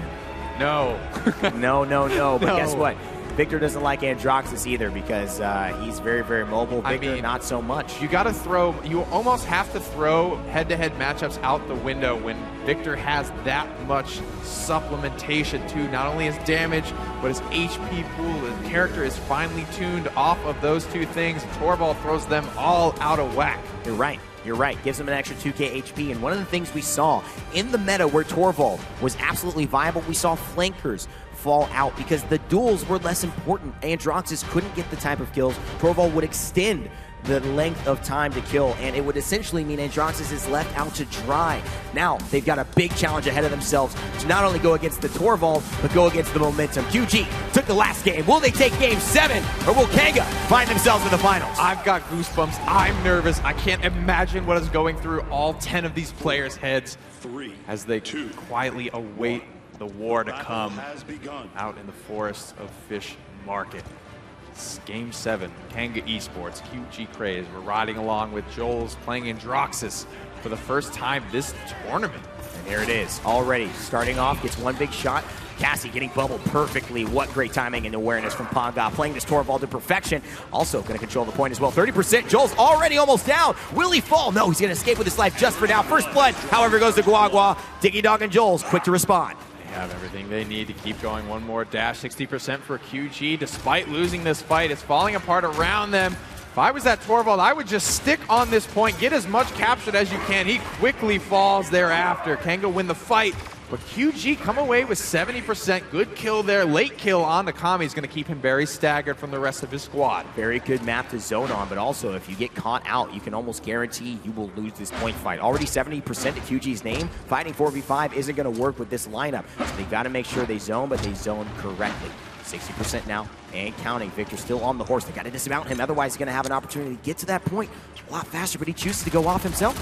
Torvald struggles, doesn't have the mobility. Somebody else is going to have to set this one into overtime. Torvald's trying to get there, 99%, and he's going to make it, but just barely. Wow, and both of them go down. QGuagua, Panga find themselves back to base. Haydz controlling this objective quite cleanly, and that's going to force Cassie out. And the objective will be captured for Kanga Esports, starting off Game 7 very strong. 2 minutes for this payload to try and find conversion. Victor poking out from a distance. A couple of ultimates getting close to coming up. Scout going to be the first one here. Actually, it's Barrage by just hair on his feet. Oh my goodness gracious. Wow. Barrage coming out quickly thereafter. QGshasha finds 1-2. QGuagua gets DigeDoG as well. A strong start. A long road ahead. Dangerous player. And he's shown that he has powers. Mikasa as well, sometimes superpowers with that dimensional link. So fast, I don't even know if it was possible to press the F key that quickly. I don't know if he was calculated out or if he was just spamming. It really looked like he was just spamming, but we'll give him the benefit of the doubt. every We move saw is that so, whiteboard yeah, in the yeah. actual video. That's a real whiteboard type of dimensional link. Absolutely, taking time like Albert Einstein to figure it out. The perfect time for those to be used. But meanwhile, minute and 33 seconds is the time on the clock. Scout still available for QGshasha, one of the star players here who's played Buck consistently and now switched on to Cassie. Will he continue to have the same impact? Kami picks up DigeDoG. Cassie looking pretty healthy. Recharge straight through that barricade, trying to put some pressure on the Haydz here. Bubble for QGuagua, for QGuagua, excuse me, to take down Haydz. Into the shadow travel goes Saris. Reload that shotgun. Whoa! A lot of burst damage around the corner. Greeting Joelz with a fistful of pellets. Panga still just backing up his teammates and just putting that bubble on whoever needs it. One of the most impressive things for me, Nick, is Craze's ability to defend. We see a lot of teams be very good at objective fights, but they get too owed quite quickly. QG almost always have defended against the first objective, whether they lost it or not. Respect, but not fearing their opponents. Convergence comes out, pulls in QGuagua. He's going to escape with his life. Time being 2 frags picked up off the back of that. Mikasa and Panga on the front line. The healer go down for Craze, and the damage dealers are starting to fall apart without their structure. And QGuagua actually just going to use both heroic leap jumps. Get away right now. And Joxus Joelz has the accursed arm. They've got the King Bomb. They're almost at the dome ship as well, which could buy some valuable time, but they've got the hyper beam from Torvald. So Panga gets in a good spot. Could change the game as well. Cursed arm, King Bomb, Dome Shield, Barrage starting to drop. You can hear the shells from up high. Cursed arm from even higher. Joelz doesn't get anything, gets taken out. DigeDoG falls as well. Big time stuff there. The shield from Barrack allowed Panga to recharge more than he should have. He's keeping the front line alive from Craze. Great heads up play from QG and Panga. Maybe a little bit of a misplay there from Kanga Esports, unintentionally feeding the enemy team's front liner. The defense will hold. QG will send this to the second round with plenty of credits in hand, I imagine, to be able to get their level 2 offensive items going, wreckers, cauterizers, whatever they feel they need. Kanga still with their work cut out for them. Feeling confident. If history tells us anything, Kanga should be in a good spot to take this game just because it's their map pick. Both of these teams really doing well for themselves. Their strategies are succeeding on their map picks flawlessly. They've been trading wins ever since game 1. So tight. You'll see the beads of sweat dripping down. DigeDoG getting looks at Kami, at Mikasa, at QGuagua. So much on the back of all these players. Again, representing China more so in Hi-Rez esports than we've pretty much seen ever. And having such success, finding themselves at the precipice of the finals. Will they play it perfectly here? Silence comes out from Torvald, looking for the first frag. Hyper Beam is going to be stunned out, doesn't get anything for it. Panga goes down, quickly followed by QGuagua. Haydz and DigeDoG credited with those kills. Joelz just barely staying alive, gonna have to hide out in this corner, gets topped off. And he's ready to go once more. What a morale killer there, but what the burst damage came in. Kronicx finds Mikasa to answer, but Kami absolutely deletes Joelz. And now DigeDoG finds another one. That was just a demoralizing kind of appearance there for Torvald on that hyper beam. 69% captured for Kanga. for the win here. Dome Shield is ready to go. All 4 ultimates coming up in quick sequence from the Australians. QG are sitting on nothing. They committed a lot there and didn't get a lot for their troubles. 2 more frags for Kronicx on the Ruckus, sends this one in overtime. And the zone has been too good from Kanga. They have not allowed Craze to touch the point really, or at least with any level of health that would allow them to continue fighting when they have won the first objective. So it's going to be up to QG now to defend yet again, and looking towards round 3, really get that first objective. 2-1, 2 minutes on the board. King Bomb, Dome Shield ready to go for Kanga. Only 2 ultimates needed to solve their issues on the point. Barrage again ready to go. Comes out, drops a lot of damage, but the mobility from Kanga quickly just circumvents all the damage and not a whole lot gained from that barrage. He's going to hold on to that last shell and 20% all charge. Good stuff from Joelz, just preempting the damage coming through. Hits the reversal, sends that damage right back, a percentage of it at least. And look at that, finally gets the kill on the QGuagua despite the Torvald shield. So they're breaking through the shields quite quickly now. Still not a lot of aggression on to Saris, but QGshasha finds 2 in the side. A lot of momentum starting to pick up from this QG squad. This is where they get dangerous on the defense side of things. They get to hit the zone. Kanga starting to give them some room here. DigeDoG just not wanting to give it up, though, continues to fight for every inch of this map. He knows how valuable it can be. Grenade comes out on the high ground, connects. The damage is going to be skunked by a barricade. And the rooms that Kanga are fighting just isn't allowing Victor to get the type of long-range shots that he wants. He wants to fight from a distance and see you far away, but they're forcing him to come in close quarters or not fight at all. And it's essentially taking a man out of the fight. With a minute left, this looks like Kanga could have a push here. Storming the beaches of Fish Market right now. Kanga have crested the hill, pushing this payload down to conversion. QG are using every inch available to them to try and hold. Now here comes the Buck jumping in alongside the Torvald shield. Can QG hang on? Cursed Armband and the Dome Shield as well. So many threats coming through, but Torvald is still here. The convergence yet again, and it's poetic as it is. What tracking by DigeDoG. The Paladins spray to line it up. And yet again, the convergence comes through to seal the deal for Joshkent. It is, ladies and gentlemen, game point, match point, semifinals point for Kanga. QG, one chance left to dance here and figure out a way to capture this payload.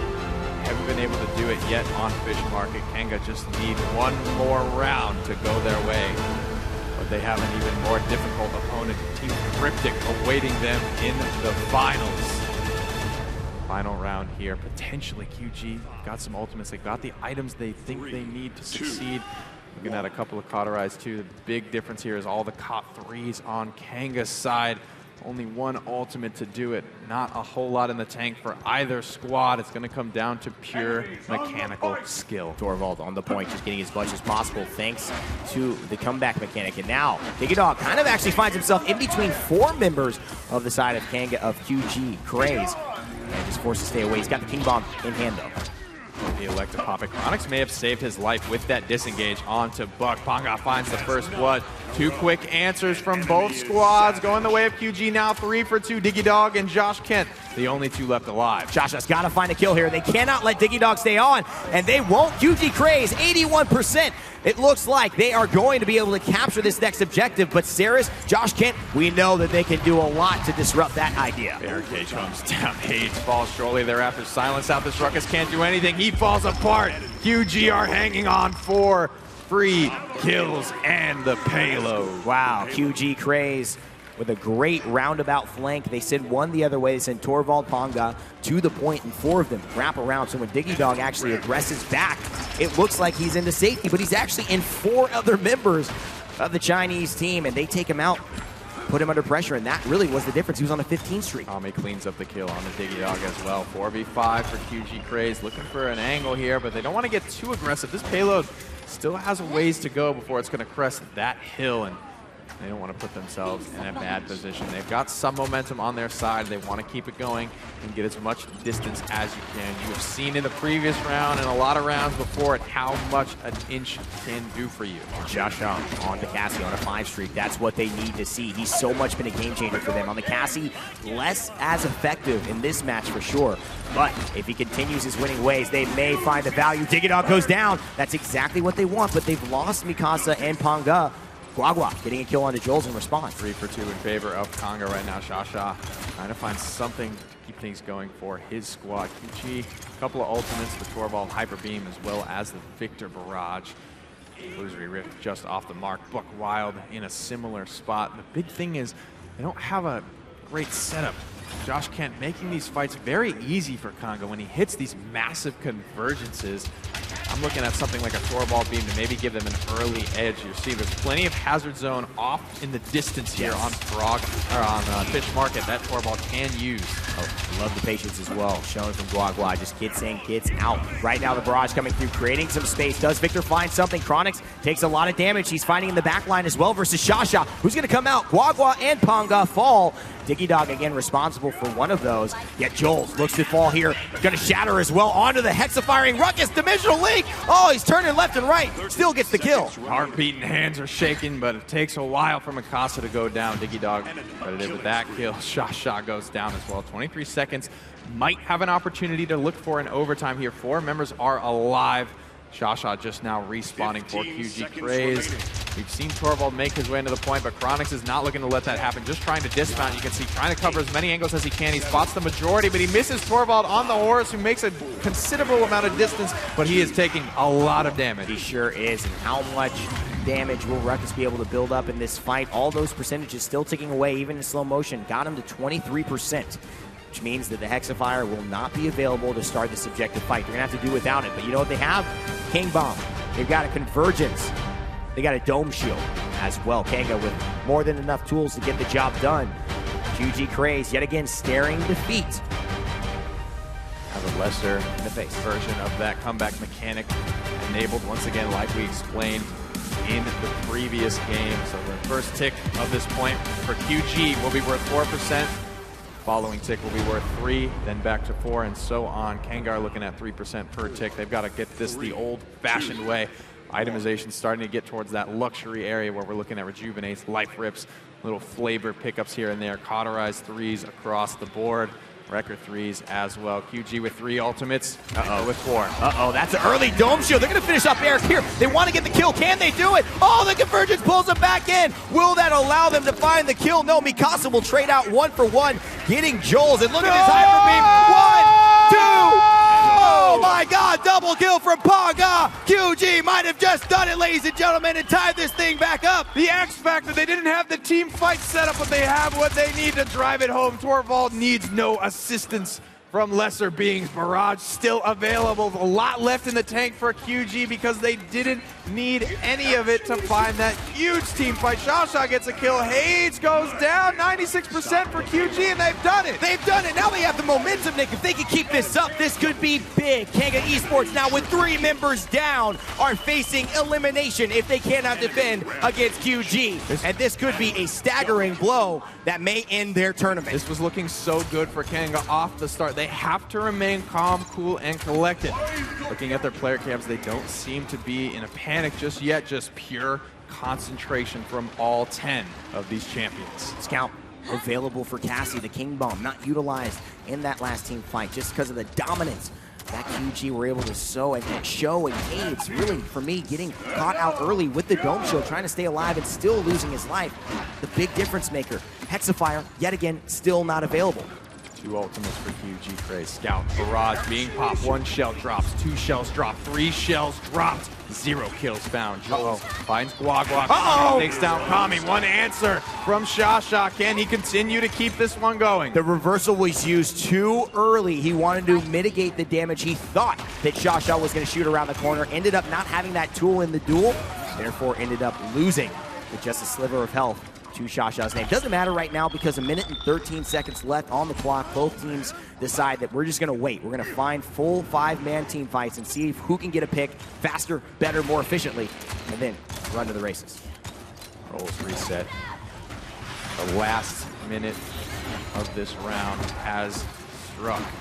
QG looking for a way to break the crest of this hill. Kanga not willing to give them an inch First frag goes to Kami, second one, third one goes the way of Joelz in this engagement. DigeDoG with a disengage, trying to stay alive, and a triple kill for Joelz. They do find the value there. Joelz comes through big time without an accursed arm, and Kami looks to definitely be Not even close. Not even close to staying alive here. And so now 30 mind, he's seconds dead. left. 30 seconds left here. This is the question. Can they get back to contest? They've used a lot of ultimates.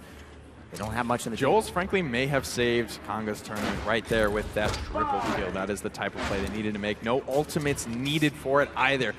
4 ultimates, almost there on their 5th. Kanga Esports are in a really good spot. How much will they commit for this defense? QG only have 1 ultimate to make the offense happen. Kanga, if they can hang on to these ults, they're going to put themselves in a gorgeous spot for the final round. Uh-oh, they're getting real low. DigeDoG get real low, gets him in the air. QGuagua, can they find Joelz? They get Joelz. Oh, this could be it, ladies and gentlemen. They're now down 3 members. Haydz is going to fall as well. QG with the convergence. Joshkent trying to save the life. And 3 kills for 4 kills from Kanga will make the overtime defense successful and tie things up. It's a best of 7. It's a 3-3. It couldn't get much better than this, ladies and gentlemen. Wiping the sweat on their brows, Joshkent, with one furious blow, strikes down the hope of QG making their way into the finals right then and there.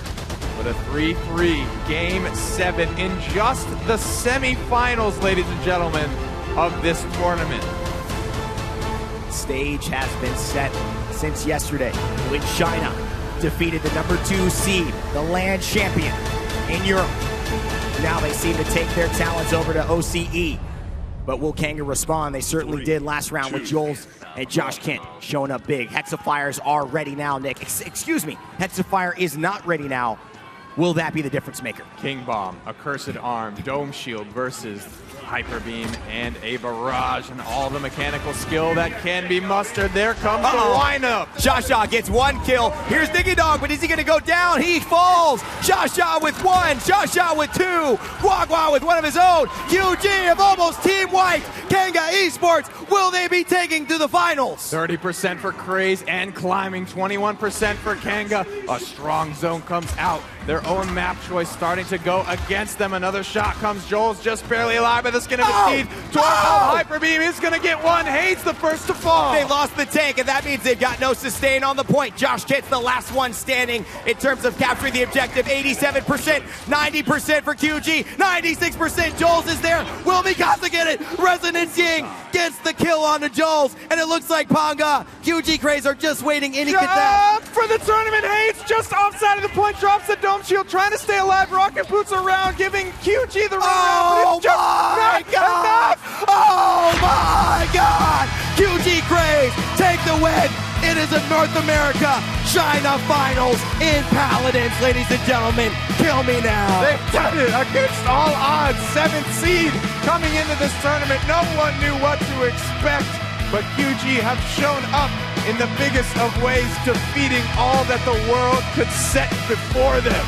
No one had any precedent for what would undergo here. The type of play that we would see from China, the type of mastery of different champions from different regions, taking over those who have supplanted themselves as the best of the best. Not anymore. China have come through and find themselves in the finals, ladies and gentlemen, of the Paladins Summer Premiere in Valencia, facing off for $100,000 tomorrow against the North American team, Team Kronicx. What a set. 7 games, the distance gone.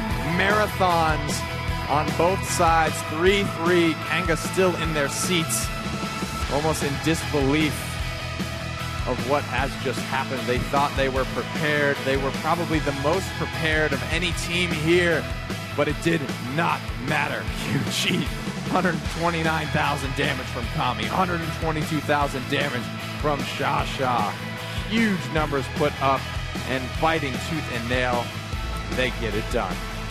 Wow, I'm having just flashbacks of all of the moments in that set. It feels like a lifetime we've been casting this journey for both of these teams. Back and forth, back and forth. The talent couldn't have been any closer. But China, QG, come through with a masterclass finish, and they take away Kanga's hopes at moving forward, and they extend the hopes of a region that has been quite hopeless over the past year in Paladins, and giving them quite the bit of, I think, happy things to look forward to in the future. That's it for this set, guys. QG making their way to the finals against Team Cryptic. We've got Alan Ihold Shift on a Frio standing by on stage with an interview. That you guys are completely out of words after that 7 set. I'll try to do my best, but the person I think that we really need to give the credit to, QGuagua came through so big in this last set, able to go from Buck, able to go from Eevee, able to go from a number of different characters. Let me just get first reactions from QGuagua based on his team's performance and how he was able to impact it.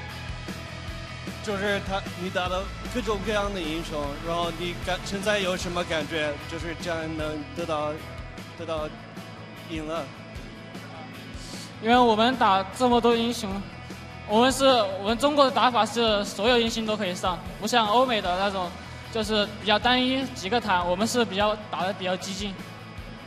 So yeah, he's talking about how unlike a lot of the European and NA teams or Western teams, that they like to play across their champions across everyone, and of course he's very happy. Without a doubt, of course, we're seeing the Buck come into play, but the other big pick that was throughout this whole series was Bomb King. Tell me about more of how this Bomb King pick was not only working out for you guys, but some of the difficulties you guys faced when playing up against Bomb King. 就是这个比起炸弹王出身是比较重要的一个英雄，你们用的友好，但是也针对他们有点困难，所以能讨论一下这个情况。用炸弹王，因为我们中国炸弹王一般都是手抢，然后反正我们比较钟爱这个英雄，然后他们也是先是不会选这个英雄，但是看我们把都手抢，然后他们队也是模仿我们先拿炸弹王。So yeah, it became a big pick across both sides, and 你再说一遍，再说一遍。就他们也会模仿我们打法，先拿炸弹王，然后针对我们，就是他们先选的话，他们肯定会拿炸弹王，我们拿不到。So they were copying their strat of using the Bomb King, and really it became they were able to overcome it in the end. Without a doubt, and of course, overcoming to the end. Now we're in the finals. You guys have Team Cryptic coming up, the North Americans, which by the sound of it from yesterday, you guys did not expect. Anything in particular that you're looking forward to, or maybe possibly not looking forward to when it comes to playing up against Cryptic? 就是明天要打 Cryptic， 然后你有没有什么害怕还是激动能跟他们打？我相信我们一定会赢的。No, we're not afraid of anything. We're going to win for sure. All right, confidence coming out of Team QG. Thank you so much. Congratulations. And of course, that's not the only excitement we have. Of course, we have console coming up next. But before we go there, I know a lot of you guys have been interested in what's going on in Hi-Rez Studios, and I'm not the right person to bring out an exciting announcement. I think we need to bring out the guy himself. F. There's the man. Why don't you take it over? Thanks a lot, Shift. Hey, what's good, folks? I'm Tom, F. I work on the other side of things. I usually show my face on Smite, so you might not recognize me, but that's okay. There's a lot of casters out there that you might not recognize, and that's exactly what we did this summer. We grabbed 10 different people from across the planet and put them to the test to see who actually could be a caster. I swear, it's harder than it looks. But it's not just about the casters. We had to put them to the test, so we had to have 3 people judge them. Well, say hello to your 3 people that will judge the caster. Let's take a look.